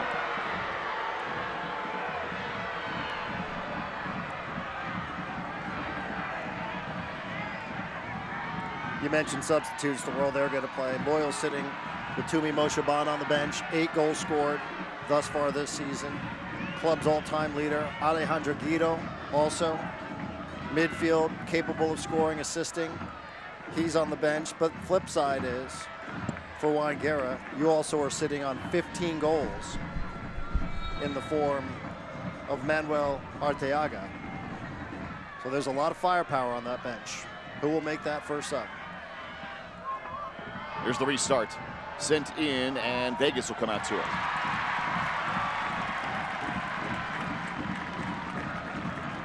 Good confident play there from Koke Vegas. The last thing you want to see from Koke now is for him to lose his confidence and try to change things a little bit.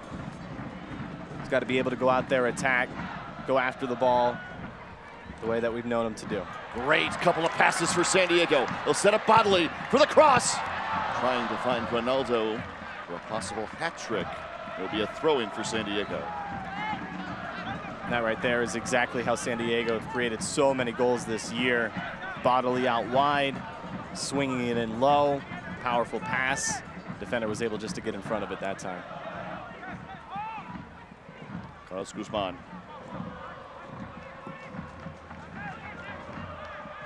Back from Grant Stoneman.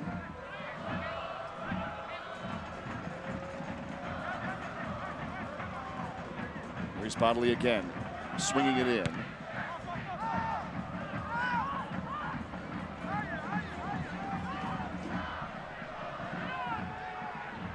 You almost had a keeper throwing. I think Nate Miller wanted him to. I could hear him from here saying, Koke, take it. Yeah, that's how far up he plays. And it's played back to him.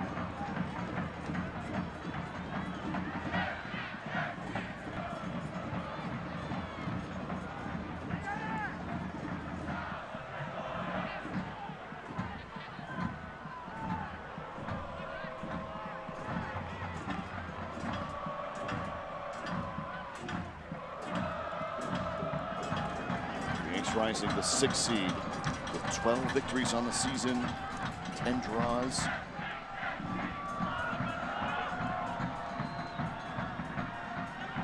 These two sides saw each other twice, but it was back in early March and April. It's been 6 months since they've seen each other. Here in the season series, they played early.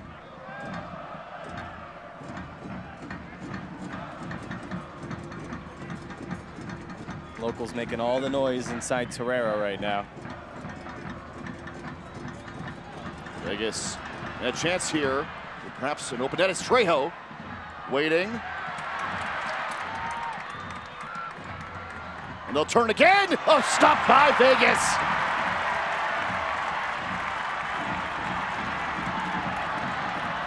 The crowd imploring Loyal to get moving. Corona back for Perez. Well defended.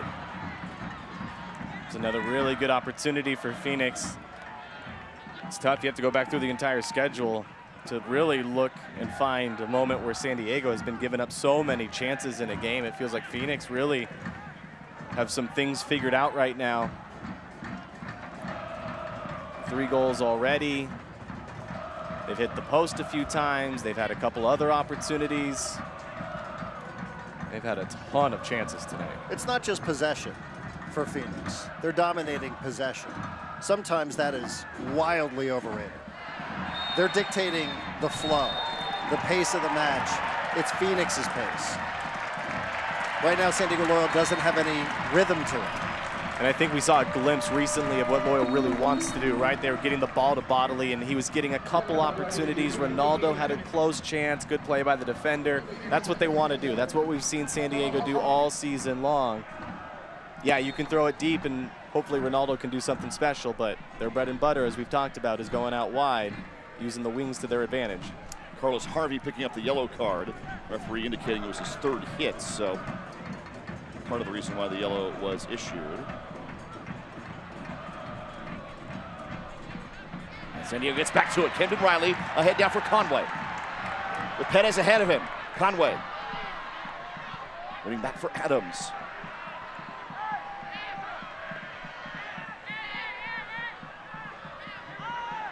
Guzman. Bodley.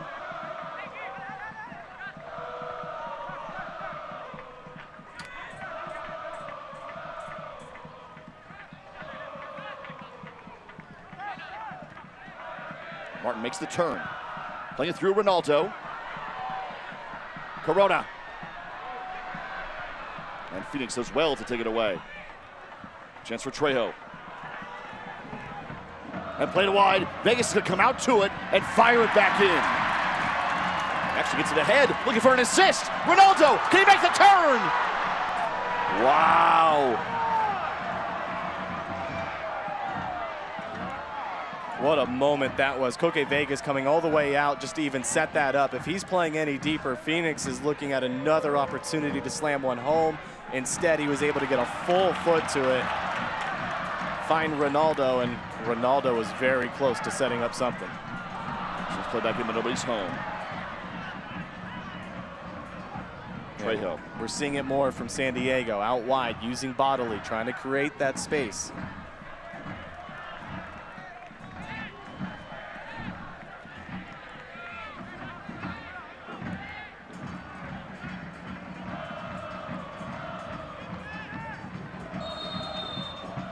A stoppage, and it's Grant Stoneman who was down for San Diego away from any sort of play. As they tend to Stoneman, let's take a look back at what Vegas did to come out to this, and you see Stoneman is wrapped up. He might have to come out of this one. Sort of a do-or-die play for Koke Vegas. I'm sure afterwards he'll say, absolutely, I saw Ronaldo the whole time. That was my intention. I think we know he was just trying to get it out. So Phoenix ahead 3-2. We're into the 60th minute as they tend to Grant Stoneman for San Diego. Rising ahead 3-2, scoring first on the penalty as they try to come back and tie and then take the lead. Yeah, they've been playing from behind for a majority of the game, but they keep catching up, and now with their second half goal out in front for the first time. They've been good. They've come in with a plan of attack, and they're executing well. So Grant Stoneman, let's see. Stoneman revealed a huge wrap on his leg as he comes to the sideline now. We're into the 60th minute for a member of Team 1 for Loyal.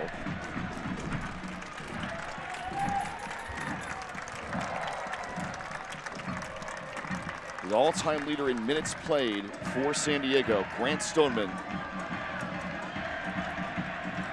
No indication yet that he's being subbed off. San Diego Loyal kind of light defensively. Do you go 3? Yeah. At the back, bring in another midfielder, try to get control of this match in the middle of the field? I think that's a great call. I think that's probably what San Diego is looking at, is going offense for defense sub. With Stoneman's injury. See Nick Moon down there, Alejandro Guido. Tumi Moshoban. You might see a few changes here. Yeah, it's going to be a line change for Loyal. The rain's coming down even harder now in San Diego. And we're going to get several subs. Charlie Adams is going to come out for Loyal, the captain for San Diego. Alejandro Guido will come in for him in the midfield and will take the captain's armband for Loyal. Guido out of Chula Vista, the San Diego native, from Modern Day Catholic. The only player to wear the number 10 for Loyal in the club's history. Now on, Nick Moon will come in for Joe Corona. And Moon will play along that back line with Loyal. And Tumi Moshoban will come on for Grant Stoneman. This is the big move for Nate Miller, right? This is it. 3 subs. You have to do something down a goal. Everything on the line. You'll make 3 changes at once. This is the move. San Diego's moved Carlos Guzman into the central defense role with Camden Riley, with Moon, Bodley, and Perez all out as wingers and potential wing backs for San Diego to move forward. Here is Moshoban, and his first touch. Toomey ahead for Ronaldo into the 18. It's just taken away. Really good defending to get a foot to it. Without it, Ronaldo's turning and firing for a shot. Nick Moon, who was injured for much of the season, is back for San Diego. Guido with his first touch. And draws the contact.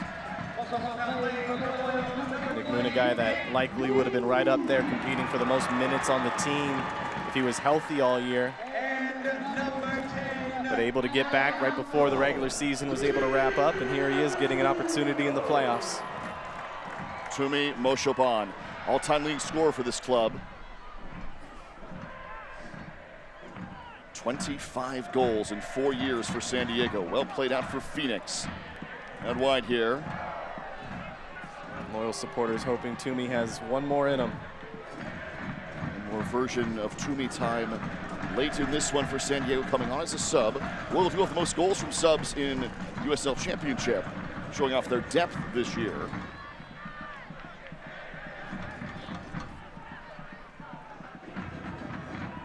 I think a lot of what San Diego wants to do right now is what Darren was talking about. Phoenix has done a good job of not just having possession, but dictating how this game is being played. We're starting to see San Diego show some more glimpses of what they want to do and controlling what happens offensively a little bit more. Part of that is playing strong defense and getting possession back, though. And at what point will we see Phoenix start to defend a 1-goal lead? Too early now, 65th minute. And that's the other thing with these two teams, not exactly in their DNA. They want to push forward, they want goals. They feel like they can outpace the other team no matter who it is.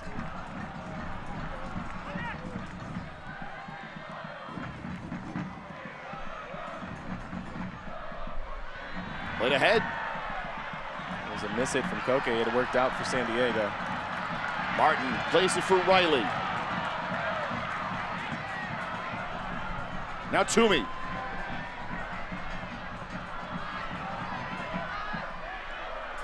Alejandro Guido for Nick Moon. It's Moon who's taking the furthest wide position. Bodley will be in support. This is with the injury to Grant Stoneman.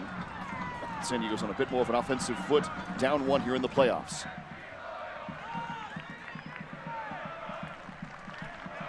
He's very capable of making an impact, but a player for San Diego who probably wants to make that impact more than anyone is Alejandro Guido. He cares more than about any person I've ever met, especially him playing for his hometown team here, getting subbed on in the second half in a must-win game. You know he's desperate to make an impact. How about this? Perez is going to fire away. It's a deflected no to be a goal kick. Adrian Perez not afraid to go deep. No, and it's worked out for him a few times this year. One of the most dangerous players on San Diego's attack. Always feel comfortable letting him rip. He was a tad frustrated with the outcome of it, but let him take that shot 10 times out of 10. And Phoenix would be wise not to give him that much space, as we've seen all season long with Adrian Perez. And he did that in the final home regular season contest. Earned him goal of the week in USL and the team of the week to end the regular season. Also, putting pressure on a 21-year-old goalkeeper at this stage of the postseason, at this stage of the match, isn't the worst strategy either. We know Nate Miller loves tremendous build-ups and passes, but at some point, put a little bit of pressure on as you're starting to take a peek at the clock every once in a while. 67th minute. And it feels like maybe Phoenix has started to sit back perhaps a little bit more. Perhaps some of that the subs for San Diego Loyal. Here's Ronaldo again, but this one will go off his foot for a goal kick. And San Diego has been peppering him with opportunities, but Phoenix has been up for the task defensively. 2 goals in this one for Ronaldo. 14 on the season. 7 in his last 5. This is one of the longer stretches of the match without a goal. It's true. They've kind of been spread out. It only took a couple minutes for Ronaldo to score. Phoenix responded just 15 minutes later. They've just been going back and forth since. Phoenix draws the whistle.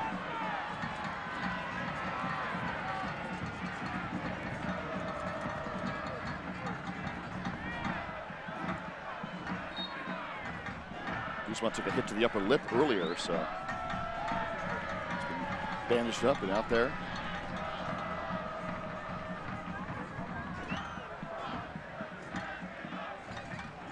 Harvey out wide. Perez is there.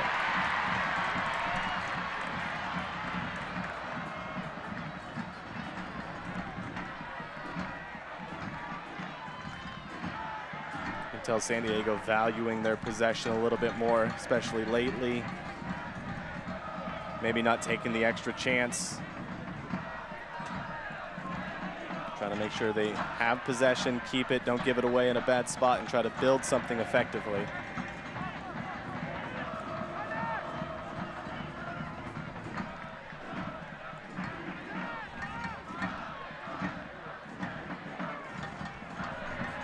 Colin Martin.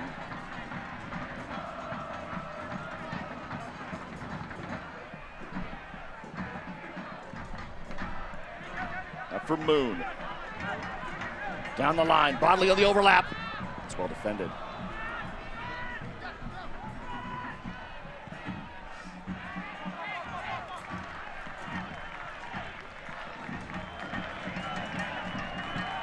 We're on to the 70th minute.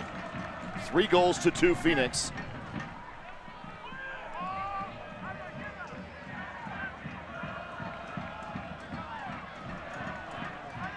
Perez out wide. Cut it in. Mosho Bond leaves it. Riley trying to send it back in. For Bodley. Ooh, that will be a corner for San Diego. Ooh, actually it's a handball before that. So right outside the box. A handball. Joe Corona's been subbed out here for San Diego, as has Charlie Adams. So it'll be Alejandro Guido, perhaps to step to it. Well, he can put a charge in one every once in a while, too. You got it. It's tough for the defender for Phoenix. It almost seemed like that was just self-defense, getting an arm up, knowing that was coming in pretty hot. But the arm got far enough away from the body. Yeah, you're right, Jordan. It was almost like a defensive move here. Just too much separation. Yes.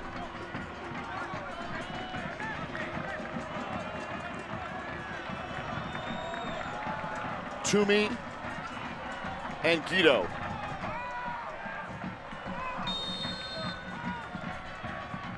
That's Guido who sends it in, far post, and taken down by Rios Novo. Second shot of the half for Loyal, the first Adrian Perez. Probably need to see a few more of those in our remaining 19 minutes. On target, just not hit hard enough. That's well placed. San Diego back on possession, Riley. Up wide, Perez.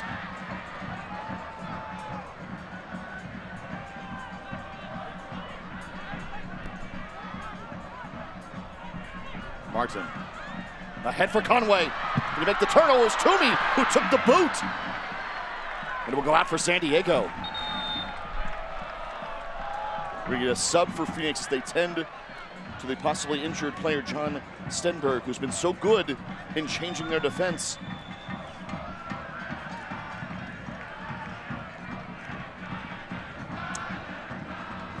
We'll make the sub for King, the captain, who will come out. Henry Uzo is going to come on.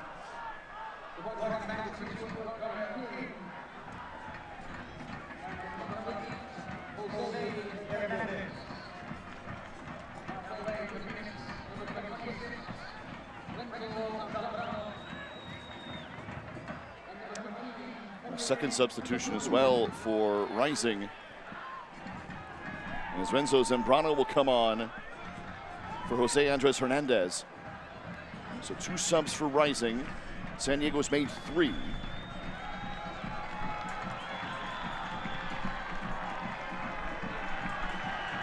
Referee making an indication to the San Diego bench that indeed he has stopped his watch. Well, this is officially the longest stretch of the match without a goal. There are substitutions for Rising. Now San Diego will have a throw-in.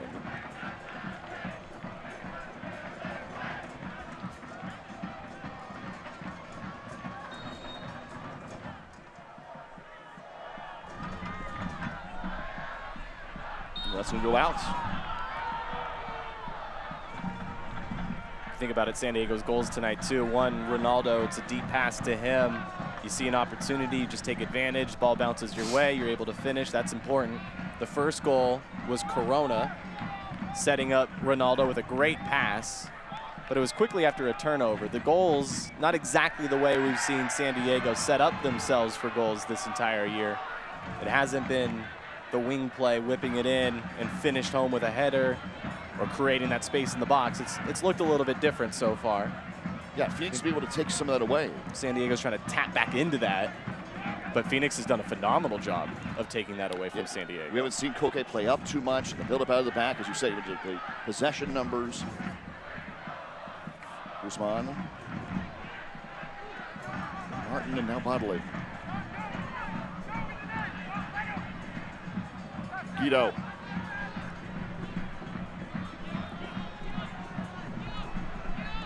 Turning, playing it through, but it's going to be heavy. Will Bodley get there? No.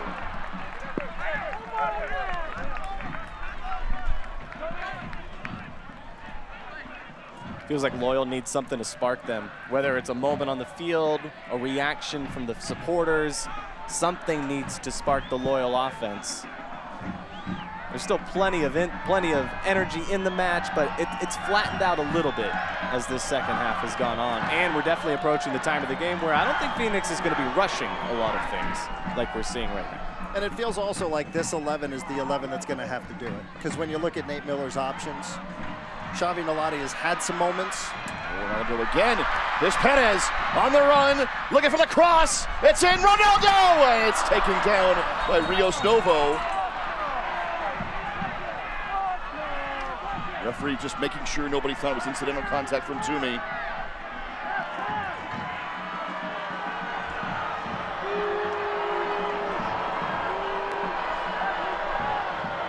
Ronaldo just left it wide for Perez. It's a great pass from Ronaldo.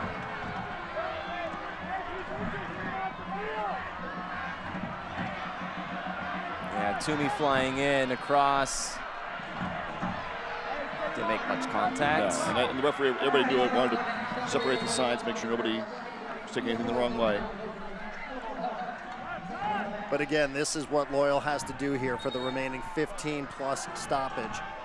Put pressure on the goalkeeper. Take shots. They hadn't had a lot this second half. They've had a couple in the last few minutes.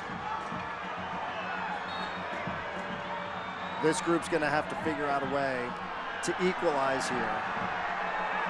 Rios Novo's in danger of getting a card here for time wasting, but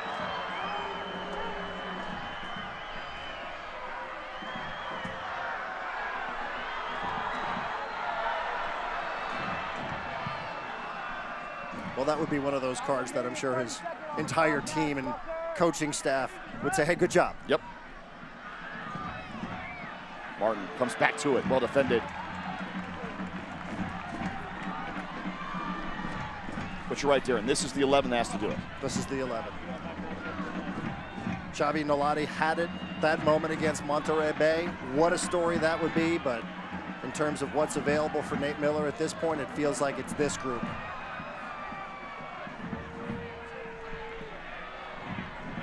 Trejo scored a goal, created a penalty. Guido chips it ahead for Ronaldo. But Stenberg, who's played so well in the second half of the season, is there for Rising. And if you're Nate Miller, you got to be pretty confident with what you have out there, right? This is Ronaldo Damus. We've already seen him score twice. He's been on an absolute tear. Conway has put up a lot of goals. We haven't seen him score in quite some time, but he's proven he can do it. Toomey, always capable. So you're going to have confidence in these guys. But you're right, this is it. This will be the group to do it if they can pull it off.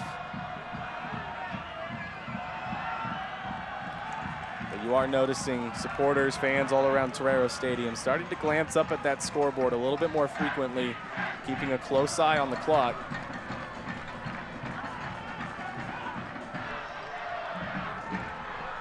Uzo. Sending it in.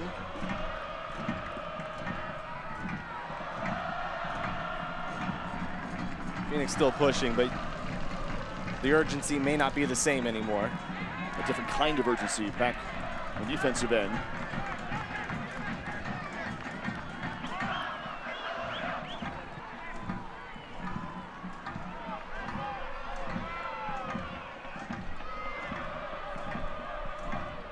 Toomey. Out for San Diego.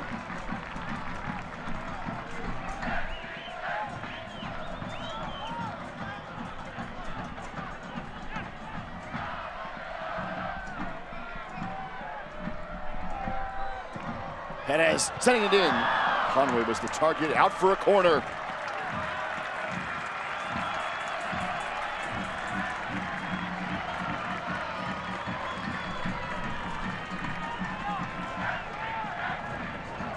Phoenix definitely has the size advantage in the box.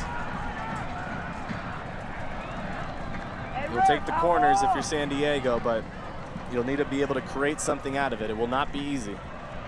Toomey sends it in. It's punch free and is still alive for Bodley.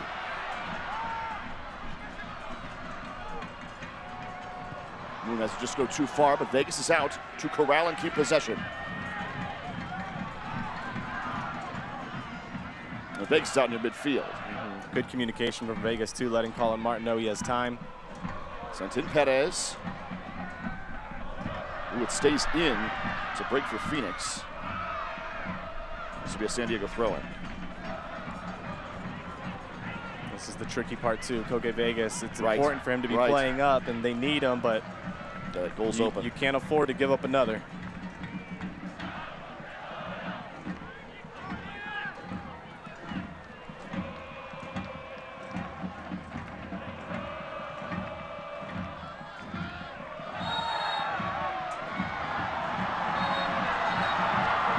We'll stop the clock. The referee points to his watch.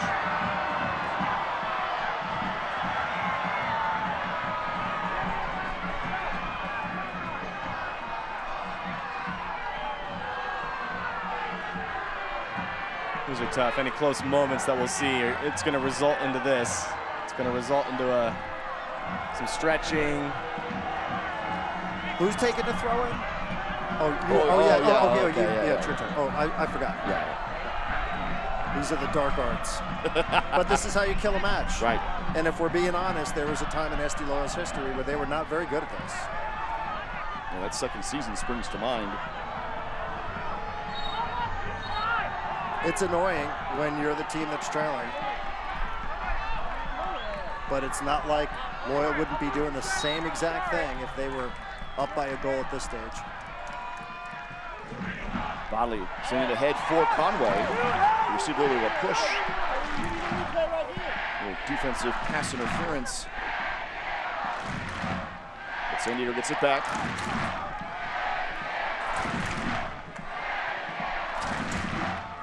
this crowd is giving it all it's got at this stage. It's been an emotional time, an emotional stretch since the announcement in August that the club would be folding at the end of the season.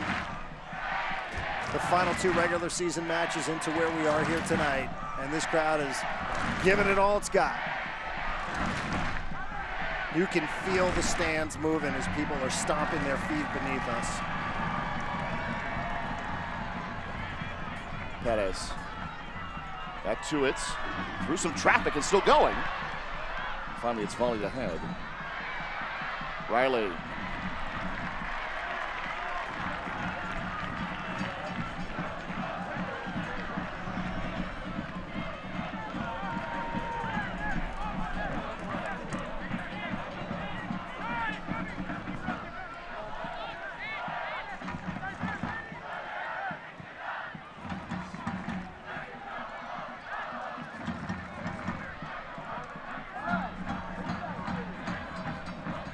Perez cuts it in.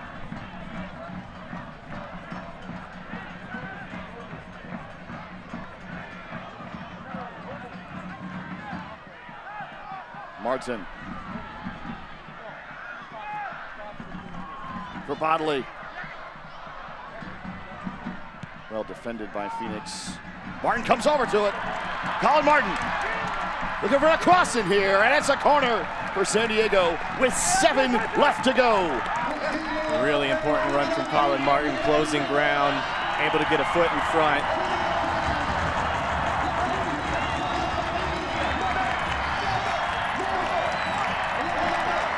Nate Alvarez, the PA announcer here, coming on. The crowd gets to their feet. Toomey, it's sent low.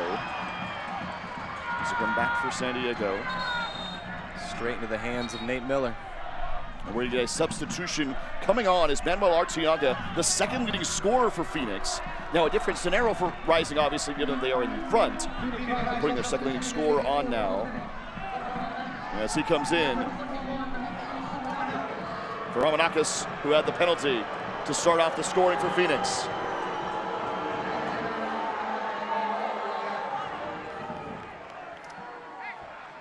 And shows his appreciation for the loyal supporters here at Torero Stadium. What a chap. Arteaga, the 6th leading scorer in USL this season. But Phoenix is ahead right now. They're moving down the line from Rising. Bringing ahead, Guzman for Guido, who makes the turn. Guido, out wide, Perez. With 5 to play, Perez into the box. And out for a throw-in for San Diego.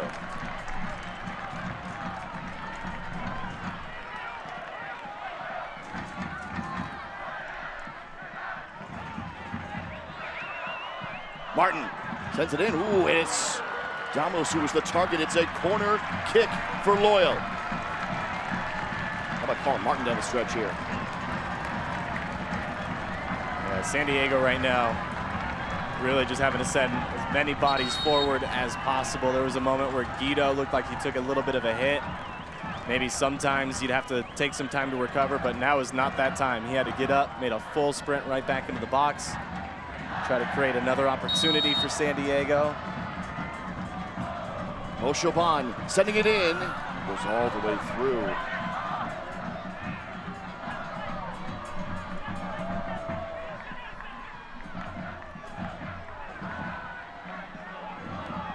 Phoenix with a chance here. Uzo on the build-up.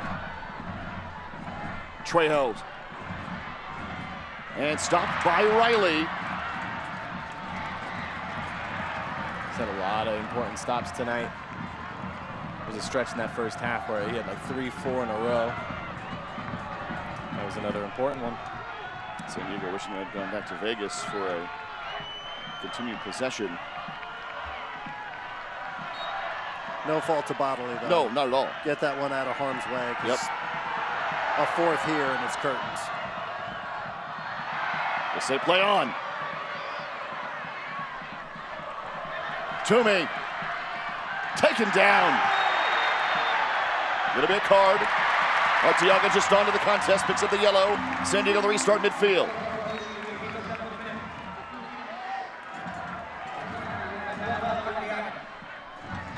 Three minutes to play. Right on stoppage time. Damus. Oh, it goes the other way.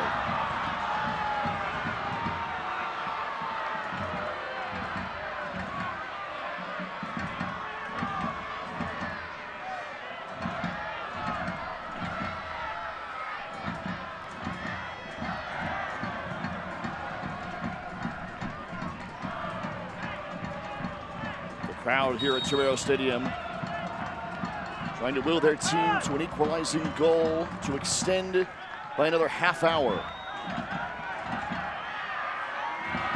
Well, Loyal's definitely flipped the script in the second half possession-wise, but as we alluded to a little bit earlier, that's enough. Still just one shot on target here this second half. Martin again. Puts it away. And it's a handball, and Arteaga is going to San Diego.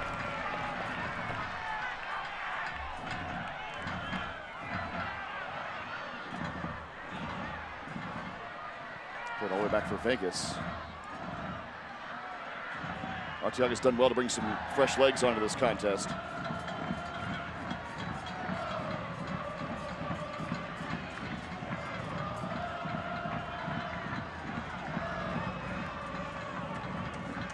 And give Juan Guerra some credit for the way he started his substitution, having Arteaga available at this stage to provide exactly what it is that they weren't getting for the last 15-20 minutes.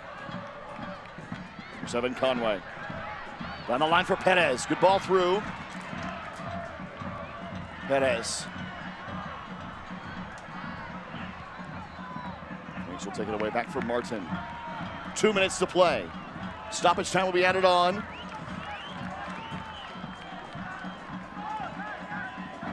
And well defended. Uzo. Moon coming back to it. They say play on. Advantage given. San Diego with possession. No indication yet on stoppage time with 1 minute remaining.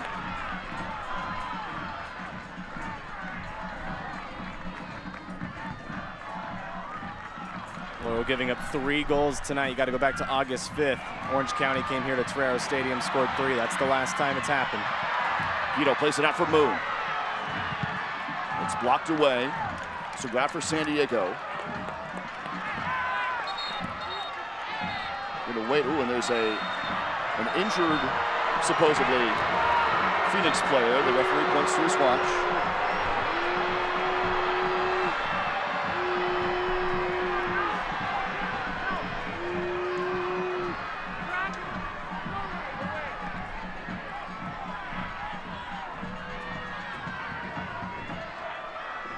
Anyone want to take any guesses on what this number is going to be? Well, I don't know. 6? We had 5 at the end of the first. Not a small number. No. We've had 1 goal. 6, 7 subs. Yeah. A lot of this. 9 is the number. 9. 9 minutes of stoppage time. The official pointing to his watch saying this doesn't count either. 9 more minutes to go for the San Diego Loyal franchise.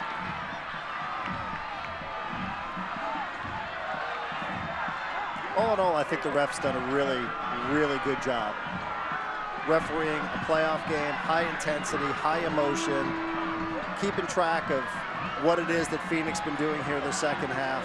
Completely agree. Because early in the first half, there's moments where it's physical. He waited. You didn't see the yellow cards coming out. You waited.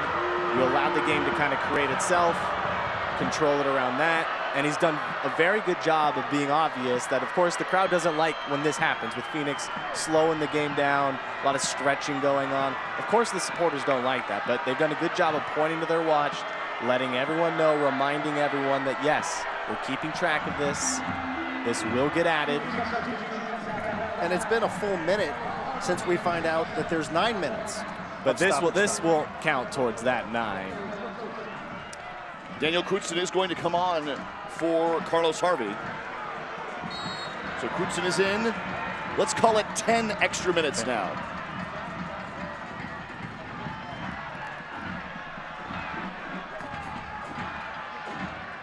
Well, Torero Stadium's ready for it, if it happens. Guzman sending it in. Ronaldo just had snuck through. Conway was waiting. It goes into the crowd. Quickly in from Riley. Into at least 9 minutes of stoppage time.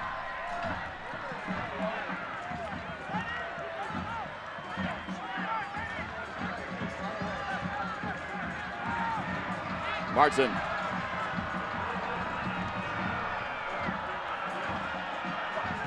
For Bodley, and it just rolls away.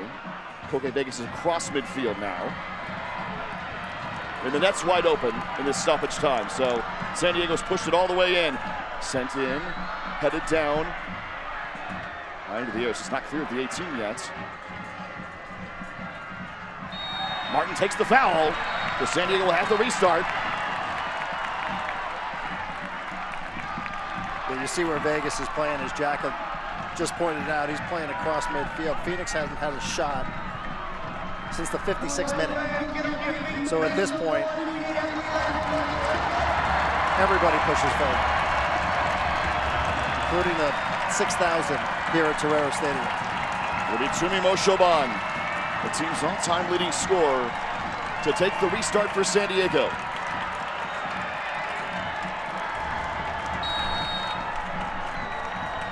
Moshoban chips it in to the back post. It's headed high and over. It'll be a corner for San Diego.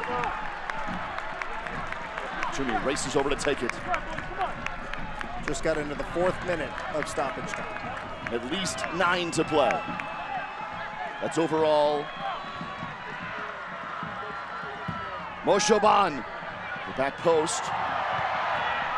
Be cleared. Koke coming all the way out to this one. Well out of net.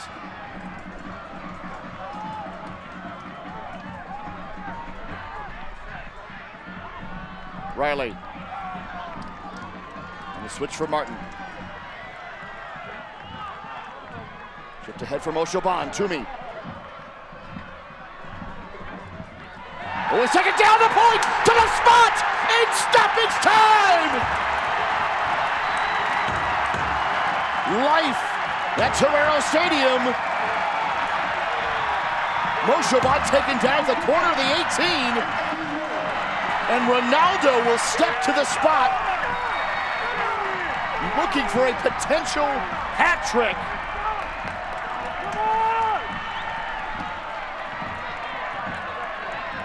I don't know if Ronaldo is bluffing here just to have the Phoenix defenders try to get into his head.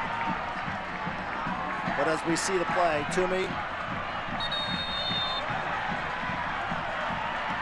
perhaps a little light for the way the match has been called up until this point.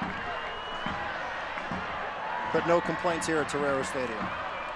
If you make that call in this moment at this stage, you have to be confident with that call. Clearly he saw enough. There was contact. Definitely contact. A little surprised with how much contact Phoenix was willing to give up in those moments. We see some pushing and some shoving once again. Clearly frustrations are going to start boiling over. We think Ronaldo's going to take this penalty. He went straight to that spot. If someone else has taken the penalty, it's because they've ripped the ball out of Ronaldo's hands. Well, the players who have taken penalties this season for Loyal: Charlie Adams, subbed out. Joe Corona, subbed out. Ronaldo. That's it. Damos had a converted penalty against Sacramento on June 9th. Only 3 players have converted penalties, only 4 of them on the roster. The other one's Guido from last year. Ronaldo.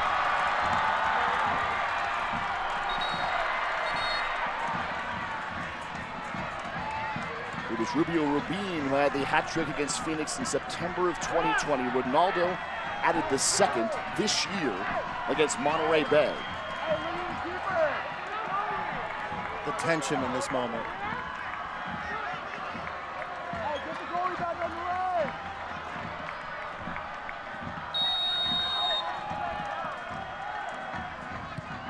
Guido to keep the franchise alive. A hat trick tonight. Still going.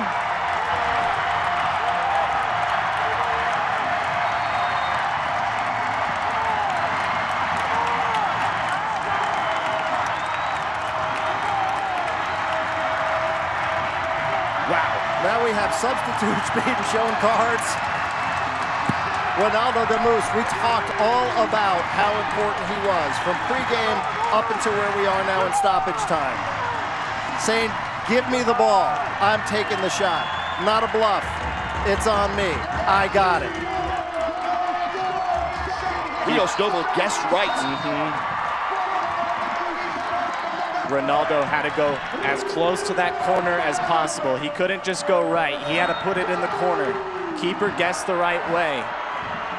Very close to saving it. A hat trick for Ronaldo. The second time we've seen it in a matter of weeks. The only other player with a hat trick is Rubio Rubin, and who did he do that against? Phoenix Rising. You know, I made a statement a little bit earlier that Alejandro Guido might want it more than anyone. I think one player that would love to be on the field right now is Elijah Martin. He's definitely here. He just poked his head to our booth right now. Full tears. Here he goes again. Ahead for Conway. And it's going to be offside. Offside is the call. By the way, Michael Shilaka picked up a yellow after that celebration, by the way, in case we're scoring at home. And no, he's not actually in the game. He's not in the game, so. We're into the 9th minute of stoppage time. If this remains tied, we're going to 2 15-minute extra time periods. And then the possibility of PKs afterward. Both sides have converted a penalty in this match. Arteaga becomes much more important now that the match is tied. Keep in mind, though, Phoenix has been defending for 25 minutes. Conway, top of the 18, why not? Oh, man. Give it a go, I like it. Give it a chance. Wasn't able to keep it down. You're saying they're defending as well. Haven't had a shot on target since the 56th minute. So this is not exactly the rhythm that Phoenix, being in attack mode, they've not been in this mode for quite a while. Plus thinking about what it took to actually create that penalty. Toomey, yes, taken down, but he was going through a sliver of the box. Another step, either late or early, he's going down outside of the box, and that's just a free kick. Who knows what happens at that point for San Diego? The fact they got him right as he's cutting through that small corner changed everything for Well, this it's club. like the handball right outside of the box for Phoenix earlier. Another yard or two, and you might be looking at an unfortunate penalty, but a penalty nonetheless. It's Perez. For Guido. Guido racing forward after Moon, who stops and fires. That's upon Lee. We have passed our stoppage time allotment. Riley, high. Again, if we remain equal, we're going to 2 15-minute extra time periods. It's not sudden victory or golden goal. It is 2 15-minute periods. And then it's the possibility of PKs. Also, each side gets 1 extra substitution if you've reached your 5 substitution allotment. An extra window and an extra sub if you so desire. And sometimes these extra times, not exactly the most attacking soccer, is sometimes the managers are thinking ahead to penalty kick shootouts. We'll see how these two managers approach it, should we get them. Well, there it is. We are done with regulation. And this 4-year story for San Diego will continue for an extra half hour at Torero Stadium.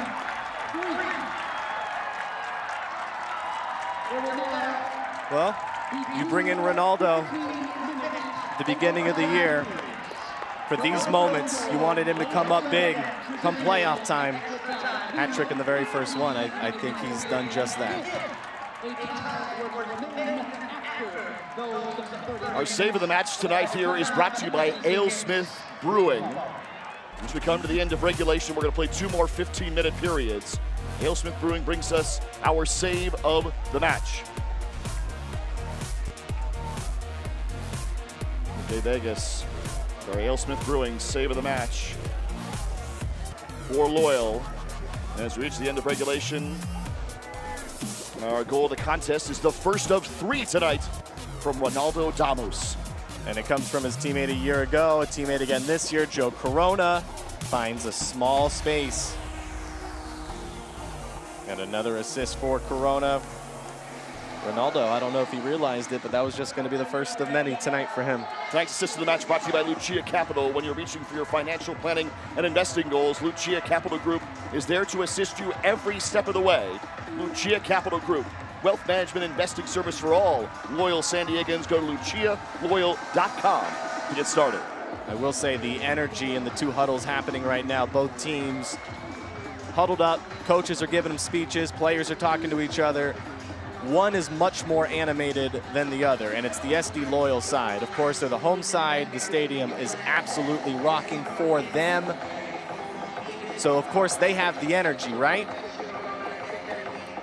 Phoenix on the other side, they're trying to keep their composure. What just happened? How do we process it, and what do we do for the next 30 minutes to put ourselves in the best spot possible? Is it continuing to attack? They have the right players to do that.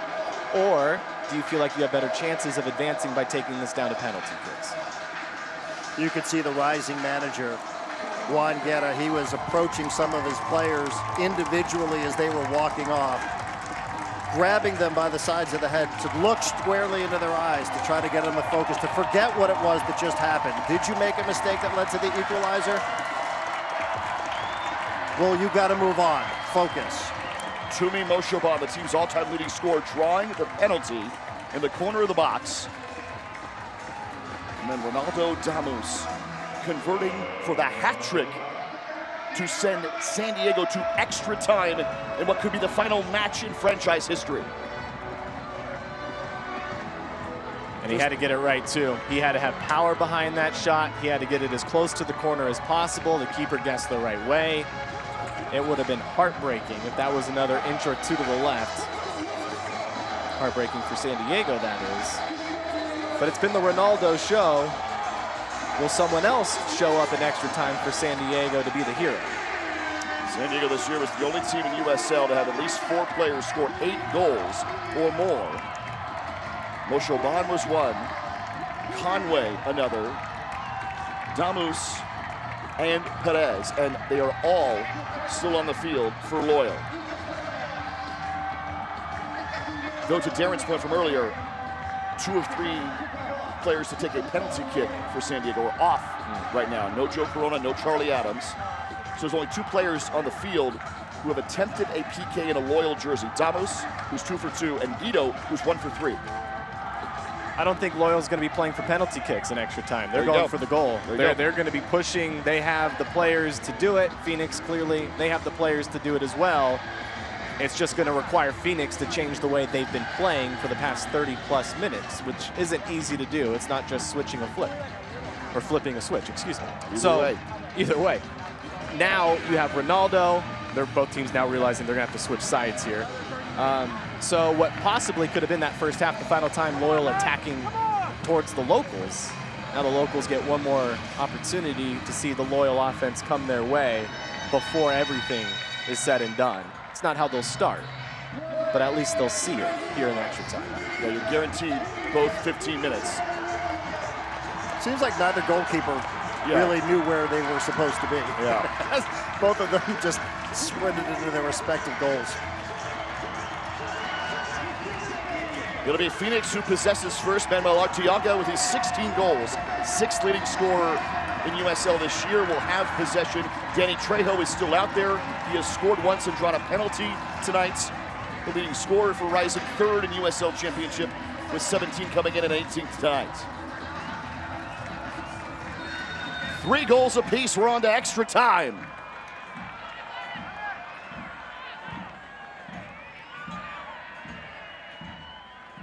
San Diego picking up, attacking the same net that they just scored on to equalize, which is the west goal here at Torreo Stadium. And now you see Phoenix go back into the attack that they had for so long in this match. Grant Stoneman coming off with an injury in this one. So Guzman has assumed the center back role. How about that from Guido? Ahead for Toomey. Now to Ronaldo. It's just played on back. Oh, a chance for Conway in the box. This one's still alive. San Diego, what an opportunity in extra time. Missed opportunity from Conway. Had an incredible look. Perez. So just taken down by Rocco Rios Novo. You don't get many opportunities to play extra time at USL's level. San Diego, they've done it once this year. Got to go back to the Open Cup against Seattle. Seattle Sounders. But you just don't have the opportunity. This is something different, being asked to play this long. And what a great chance that was. A save from Novo. From Guido to Ronaldo to the Conway opportunity. Moon gets there. Loyal's intensity still looks like it's the same as if they were down a goal. Sends it in to Ronaldo. The flag stayed down there, but they just couldn't quite get the power on it. Yeah, a little bit of a mishit. Couldn't square it up. Those are two golden opportunities for Loyal right away in extra time.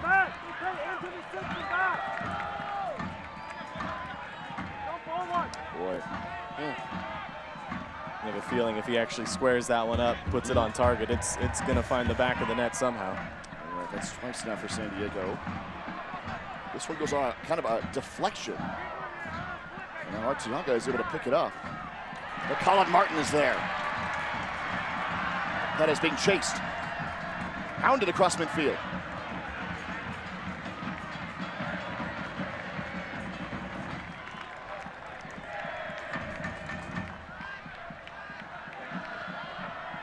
Bodley.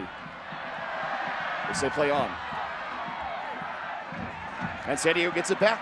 Conway. But wide, Perez.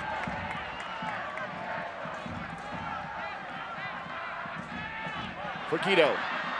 First touch, it's sent in. All the way through. Oh.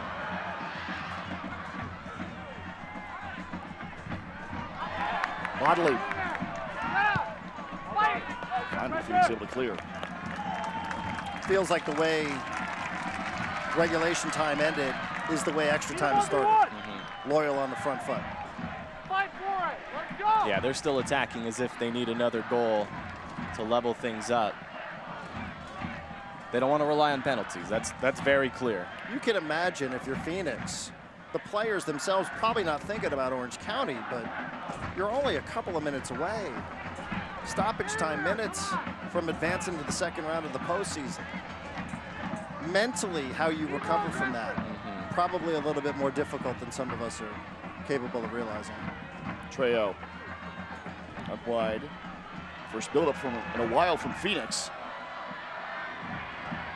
Around the corner, and it'll be a goal kick.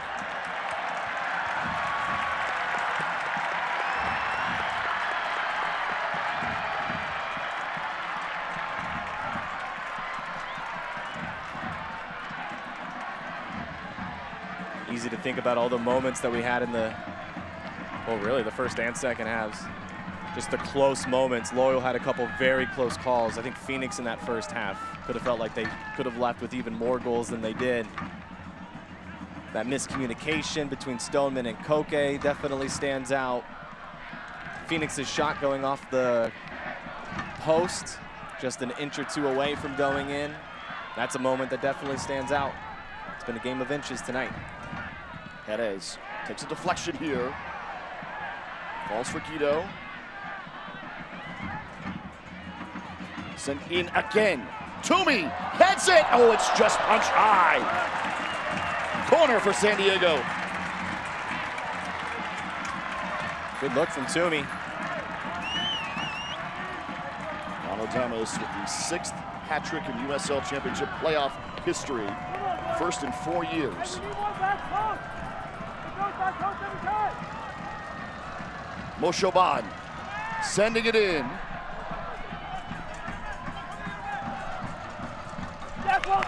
Guzman with a sliding stop.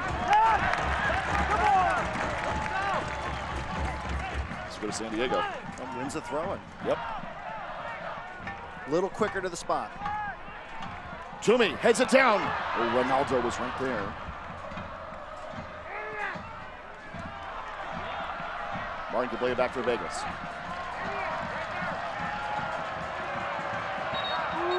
A stop for an injured Phoenix player. Obviously, a much different scenario than the time wasting at the end of the half. This is. No, this was a collision. Guido came in. Yeah. Oh, it's Arteaga who's down. He'd just come on as a sub. He put his arm up immediately as soon as he went down asking for help. Left ankle.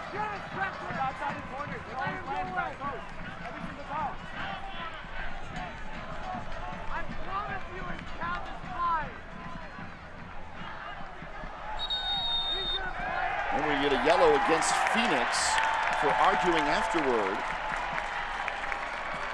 Looked like Fuenmayor who got the card.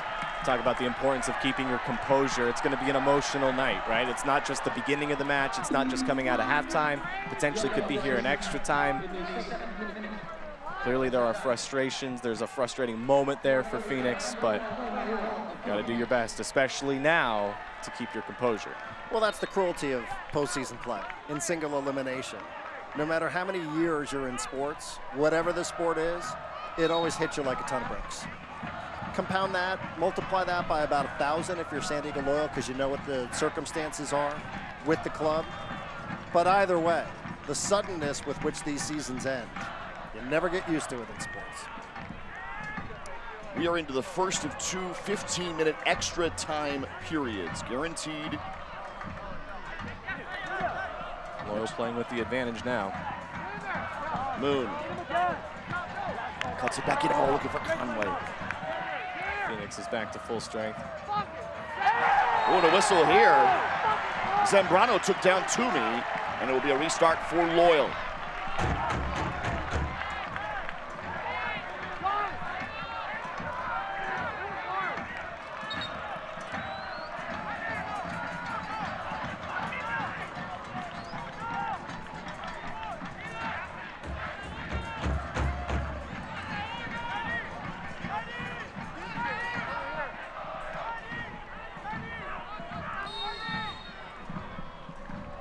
Guido sends it ahead for Toomey. Or Chaban, and it's blocked away nicely. Uzo has played great since coming on as a sub.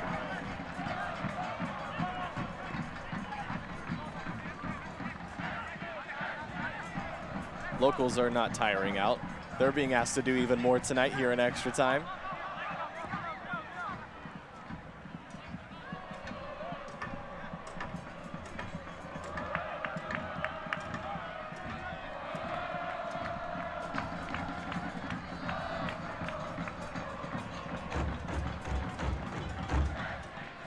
Bodley.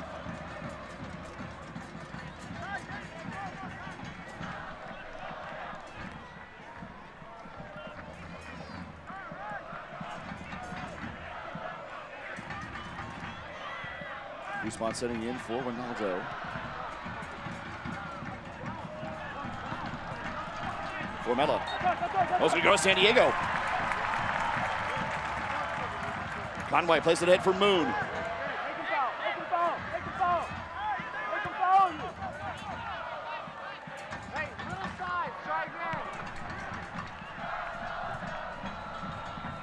Guzman all the way back for Vegas.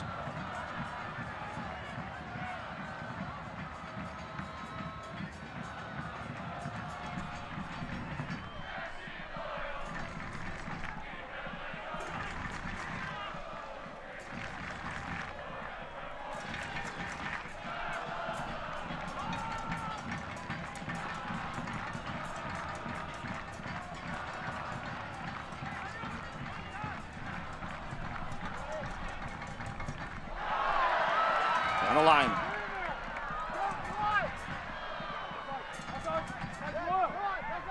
San Diego will take it with Martin.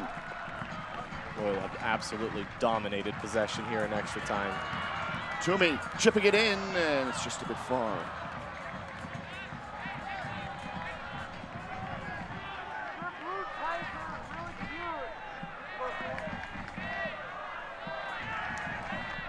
to Jordan's point, this is the best stretch for Loyal this match.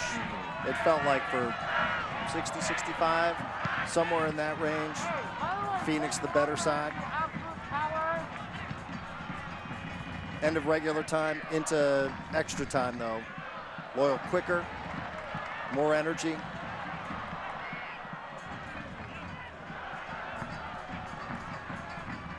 Throw-ins, corner kicks.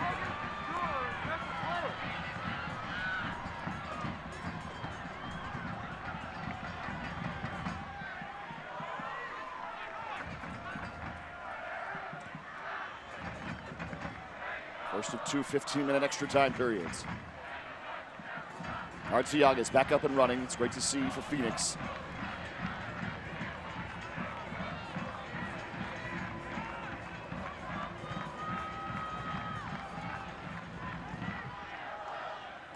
Mayor. Rios Novo. Phoenix doing a good job to switch sides. So Sprutson out for a throw-in. And we'll get a sub here in extra time for Rising. Traore is going to come out. And Emil Cuello is going to come on. The Sac Republic. Emil coming off the bench now.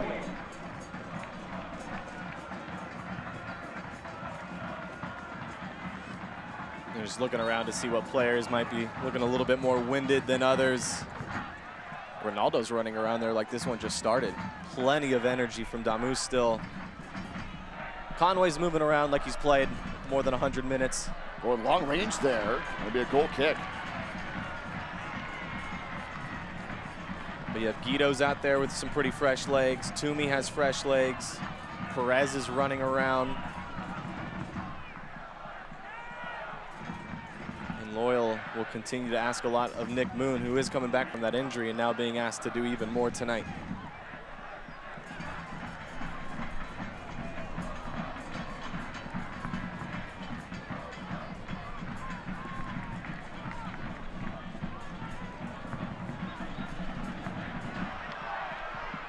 Riley sending it ahead for Guido. Great touch. Guido, it's ricocheted away for a corner for San Diego as we trend toward the middle of extra time. It's a good play from Guido. It sets up a corner for Loyal, but Toomey was begging for that ball right outside the box. Just a moment quicker if that pass could have come in. It would have set up Toomey. Let's see what he can set up here. Moshe Bond to take the corner. And it's going to be stopped beforehand. There was contact and the player went down.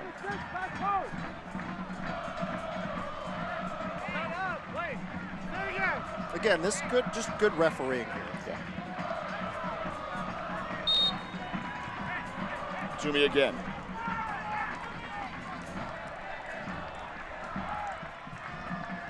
Sending it in.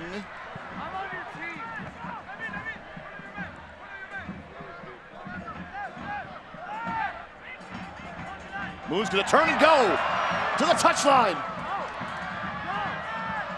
Back for Guido. Guido will have a swing at this one to the back post, and Rios Novo is there.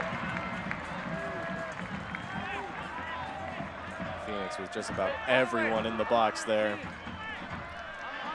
Not taking any chances.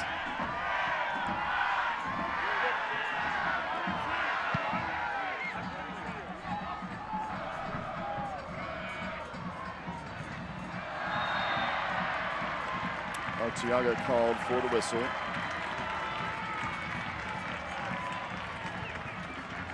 So we haven't seen long stretches in this match without goals, right? Phoenix really hoping they're gonna have a 30-minute stretch without any goals the way it's kind of being played right now. Phoenix seems like the team that they're trying to get it to penalties more so than San Diego. That can change quickly, of course. But the way it's been played so far, it looks like Phoenix is a little bit closer to that.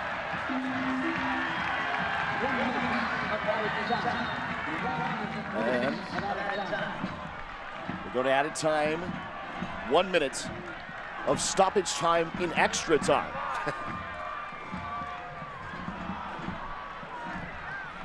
Out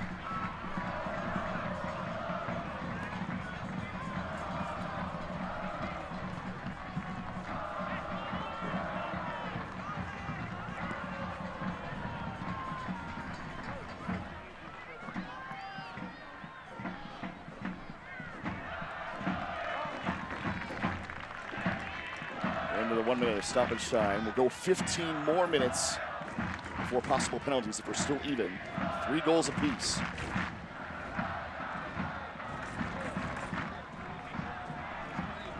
Formella sending out for Uzo.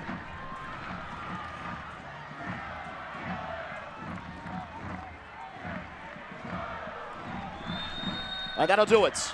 We're coming on back for a second 15, extra time at 3 apiece in San Diego. Loyal and rising.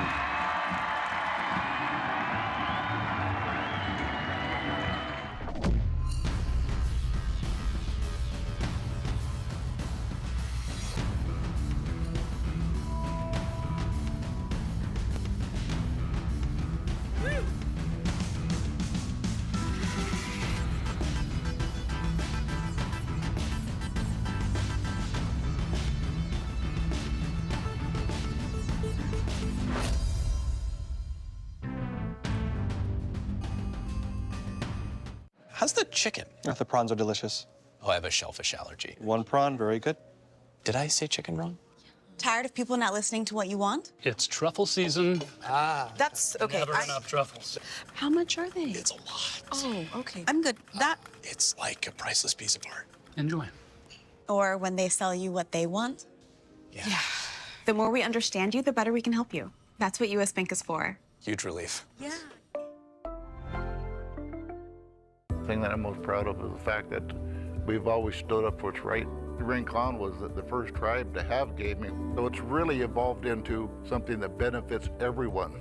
Our people benefited, we're up out of poverty. Local surrounding communities have benefited, they get additional services that we never had. When you have the opportunity to give back and help, you should step up. It's a responsibility to help others like we were helped. We were given a chance, we're paying back. Back inside Torero Stadium, SD Loyal, Phoenix Rising, knotted up 3 apiece. We go into the final 15 minutes of extra time. No goals here in the next 15. Penalty kicks to decide who will play in Irvine next weekend. Orange County will play the winner of tonight. But before that, we need to find out who will be advancing between San Diego and Phoenix. A back and forth match. San Diego opening the scoring in the opening 5 minutes. We've gone back and forth. Phoenix jumped ahead in the second half. And then San Diego Loyal, after being awarded a penalty, had Ronaldo Damus net it home for his hat trick. Ronaldo Damus on the ball right now. 3 goals to his name tonight. It's his second hat trick of the year. And San Diego, Darren, want to find out if they have 1 more in them before we have to deal with penalty kicks. Well, there's been some drama this postseason already. In both the Eastern and Western conferences, we've had 1 penalty kick shootout thus far. We're 15 minutes away from a second PK shootout. But before then, 15 more minutes. Loyal will be attacking towards its supporter section, Jordan, and looking around Torero Stadium here. Doesn't appear that too many people have decided to get a jump on the traffic. There's going to be a lot of tired people in San Diego tomorrow, either at work or at school. And it's easy to wonder, what's that conversation with Nate Miller? What is he telling the team as they get ready to go back on the field for the final 15? What's being said on both sides for Phoenix and for San Diego? This is it for Loyal, and you want to find out who will be that player that can step up and maybe separate here in extra time. Another 15 minutes left to go.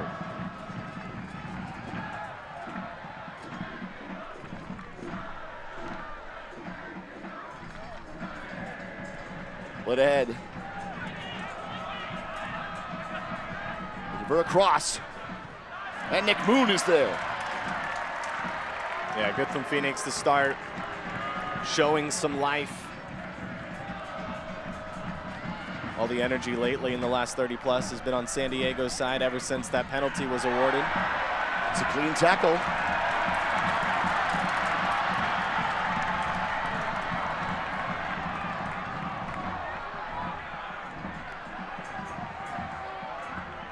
We were seeing signs of tired legs in that opening 15.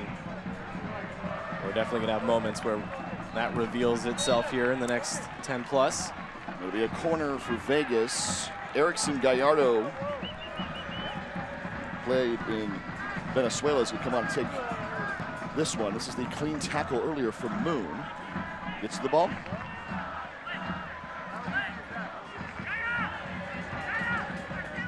So a corner for Phoenix.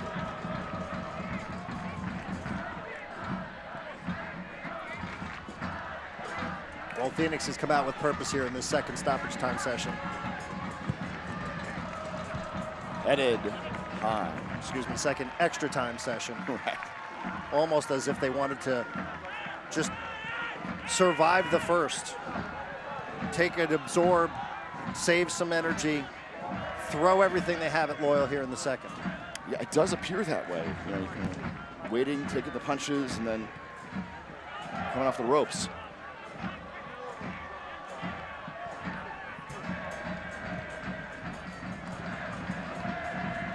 Guzman stepping in front, but it falls to Phoenix.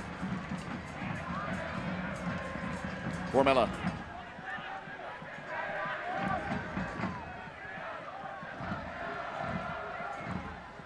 Phoenix scored twice going this direction back in the first half. We've mentioned it a few times. The opportunity for Loyal's offense to be attacking in front of their supporters, in front of the locals. It's going to set the stage potentially. If you can find a goal here, likely would prove to be the winner. And if it were Loyal to do it, they would be doing it right in front of the locals. Great supporters sections of the last 4 years in San Diego. Conway making the turn. He's got to be gassed out there. He's been out there from the very beginning. A couple of the opportunities this evening.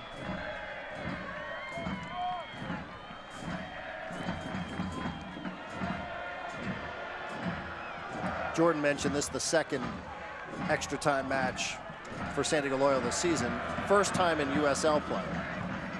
The first was during the Open Cup against Seattle Sounders. There were actually 3 goals scored in extra time in that game. An incredible contest up in the Northwest against the MLS side. Here's Formella driving into the box. The top of the 18 and crossing over to the side of the net.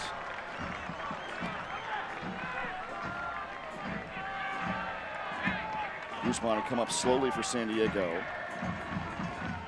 As far as substitutions go for Nate Miller, Michael Shilaka, who's the reserve defender.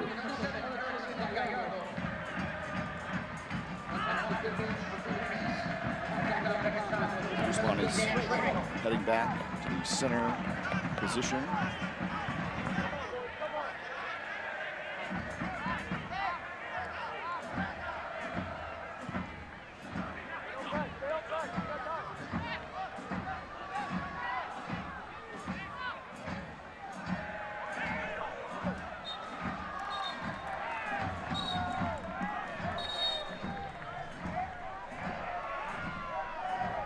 As in the subs, Gallardo here is the one who came on for Danny Trejo, who scored earlier and drew a penalty. So Trejo out for Phoenix, along with Traore.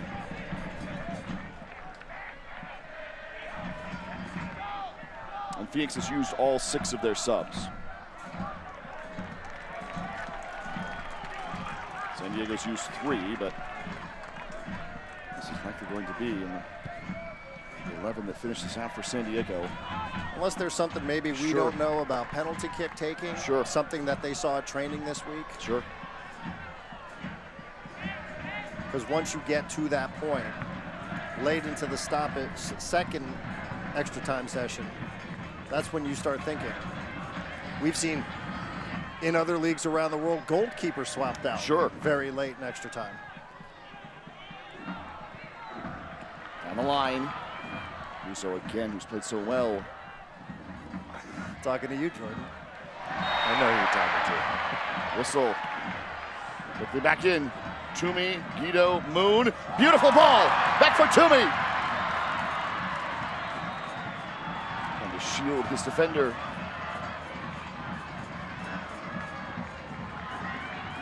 Moon. Back for Moshaban.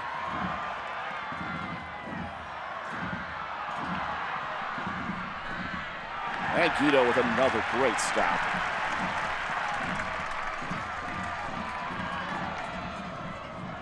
wasting no time to get it back in play.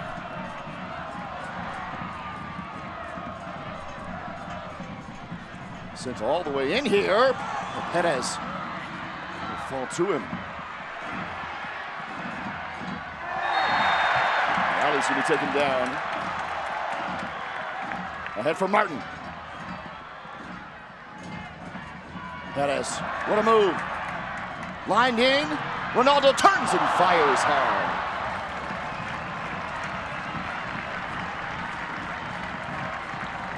Ronaldo's been amazing. His body language at this stage of the match, for his contribution level up until this point, it's like this is a Sunday stroll for him. From the penalty kick to the last shot that we just saw. No big deal. Just turned, fired. The amazing run in the 2021 USL Championship title for Orange County. Now for San Diego, 3 more goals tonight. First hat trick in USL play in 4 years in the playoffs. Sends in Gallardo. Good build up from Phoenix. Formella. Zambrano for Crutzen.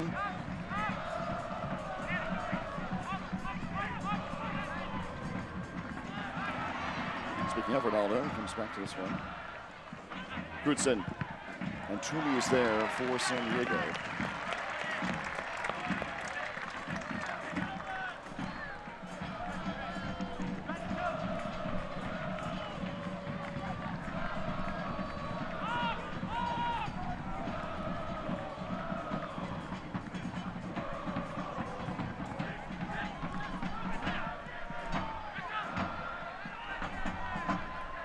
Cuello.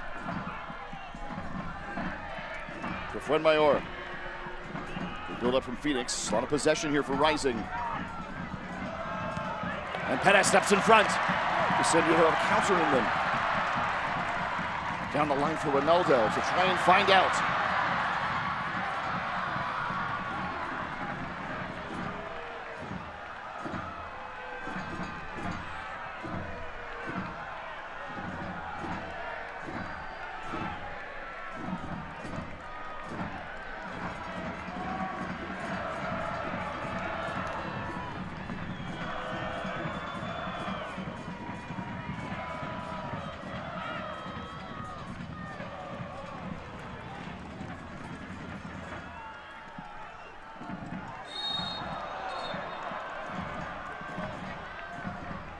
Santiago was pushed into Perez, who was down for San Diego.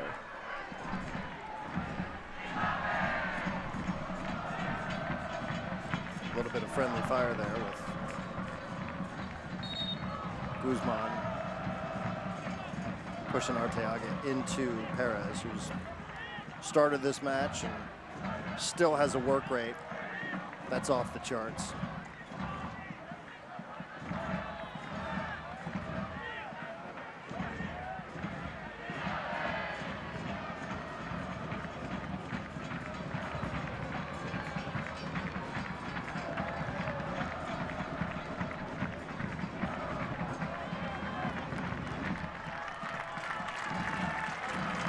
Perez getting up after this.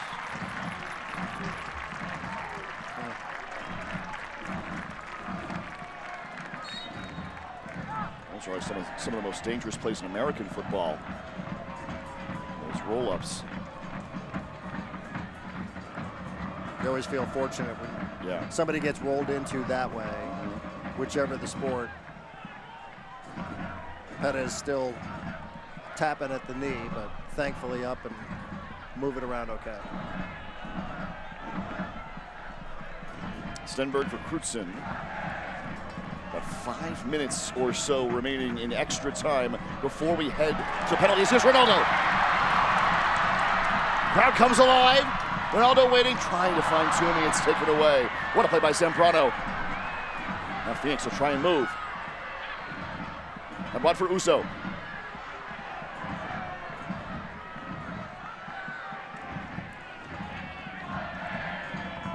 Making the long run to get back on defense. And this will go out for San Diego. He was in a full sprint looking for a pass from Ronaldo. Once it was given away, Guido had to turn around and get right back.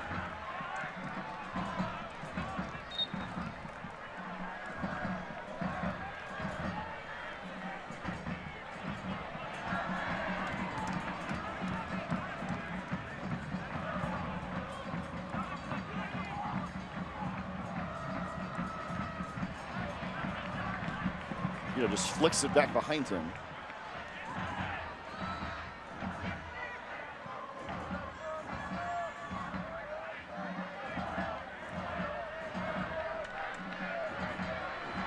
Phoenix will switch.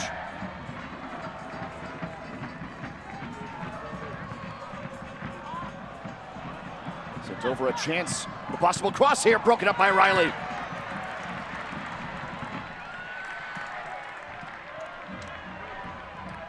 Formella out wide for Uso. Arteaga.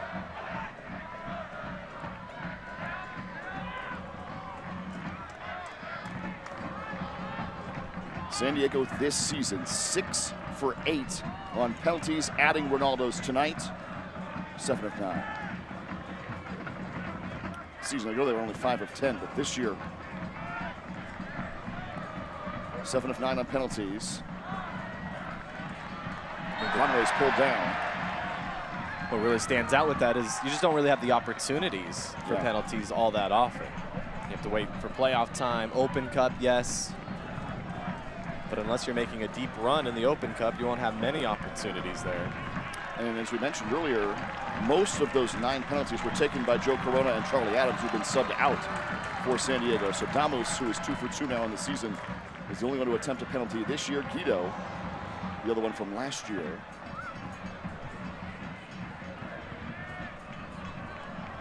Riley pushing forward. Phoenix will defend.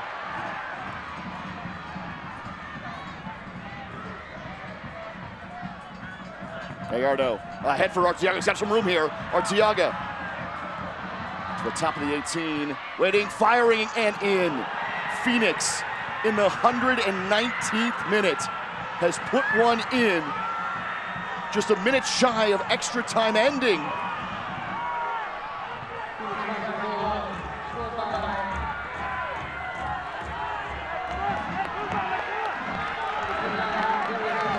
It's Formella who scores for Rising. San Diego needing a miracle now. Koke Vegas encouraging his teammates to get back, get ready, finish strong. Nate Miller doing the same. San Diego simply just didn't have enough defenders getting back. Nope, reminiscent of the first 60 minutes of the match or so, where Rising defenders found themselves with all sorts of space, Loyal scrambling to recover. That's the situation there. You can see decisions having to be made from different Loyal defenders about which way to go. But Formella, too easy from there. Even the first touch with Phoenix, there wasn't a lot of urgency there. 1 minute of stoppage time. And you think maybe they don't realize the advantage that they had, but they continue to play forward. There's Formella again, who's already scored twice now in this match. Including a potential game winner, blocked here by Vegas. And we'll go out for a corner, which Phoenix will take all the time they need to get to this corner. 1 minute of stoppage time. And it will bring an end to 4 years in San Diego.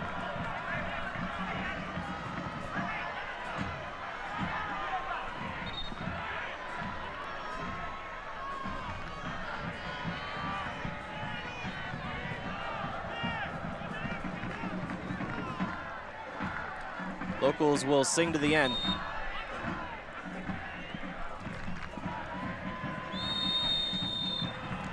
And that is it. After 4 years, the journey has come to an end for the San Diego Loyal. As Phoenix takes it in extra time, Darius Formella's game winner in the 119th minute sends Phoenix to Orange County in the second round of the playoffs. Boys, it's been a ride. Yeah, looking around the field right now, majority of Loyal players completely down on the ground, 120 minutes, giving it their all. And this crowd giving Loyal a standing ovation, showing their appreciation. Nate Miller, crouched in front of the Loyal area, hasn't been able to pick his head up since the final whistle.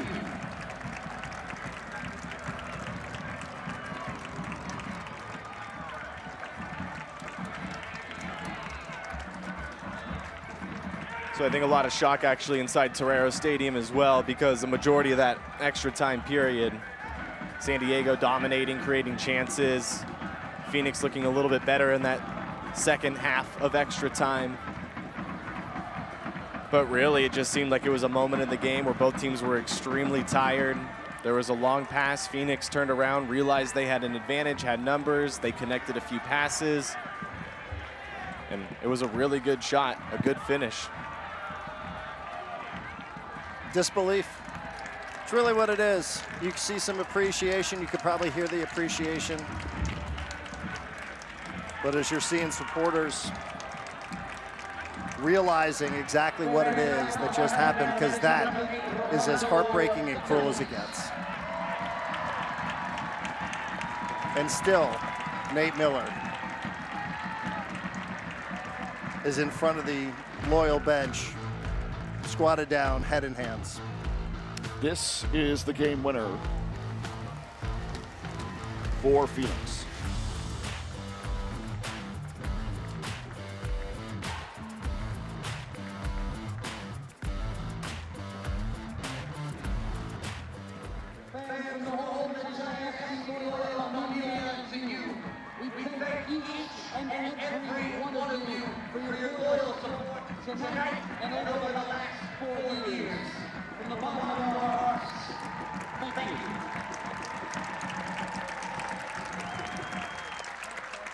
Phoenix moves on to face Orange County.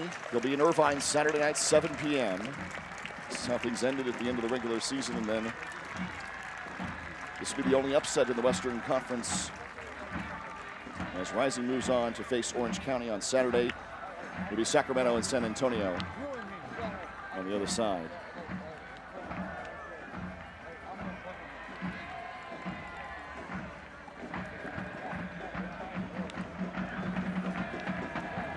It's going to be a good matchup with Orange County and Phoenix. The West is tough, right? A lot of good teams out West.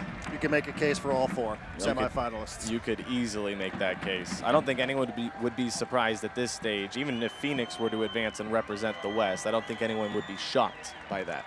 Well, gentlemen, a lot of thank yous these last 4 years. As we said in the final broadcast, from Andrew Vasiliadis and Landon Donovan, down at the perhaps greatest men's player of all time in this country, come to San Diego to form this club and join with Andrew and Warren and everybody else to put it together. It's been a great ride. For all of our partners here on this broadcast, Sean Kelly, Shannon McMillan, Sal Zizzo, Monty Walker, John and Justin, our producers back in Vista. Big time thank you for everybody here in San Diego. This is how the journey ends for Loyal. For Jordan Carruth and Darren Smith, I'm Jack Cronin. On the way out, a hat trick for Ronaldo Damos here in the postseason, but San Diego's run has come to an end from June 19th, 2019, all the way here to the founding and the 4 years of the club. We say thank you from San Diego. The final, 4-3 Phoenix at Torero Stadium. This copyrighted telecast of the United Soccer League Championship cannot be retransmitted, rebroadcast, or reproduced without the expressed written consent of the United Soccer League Championship.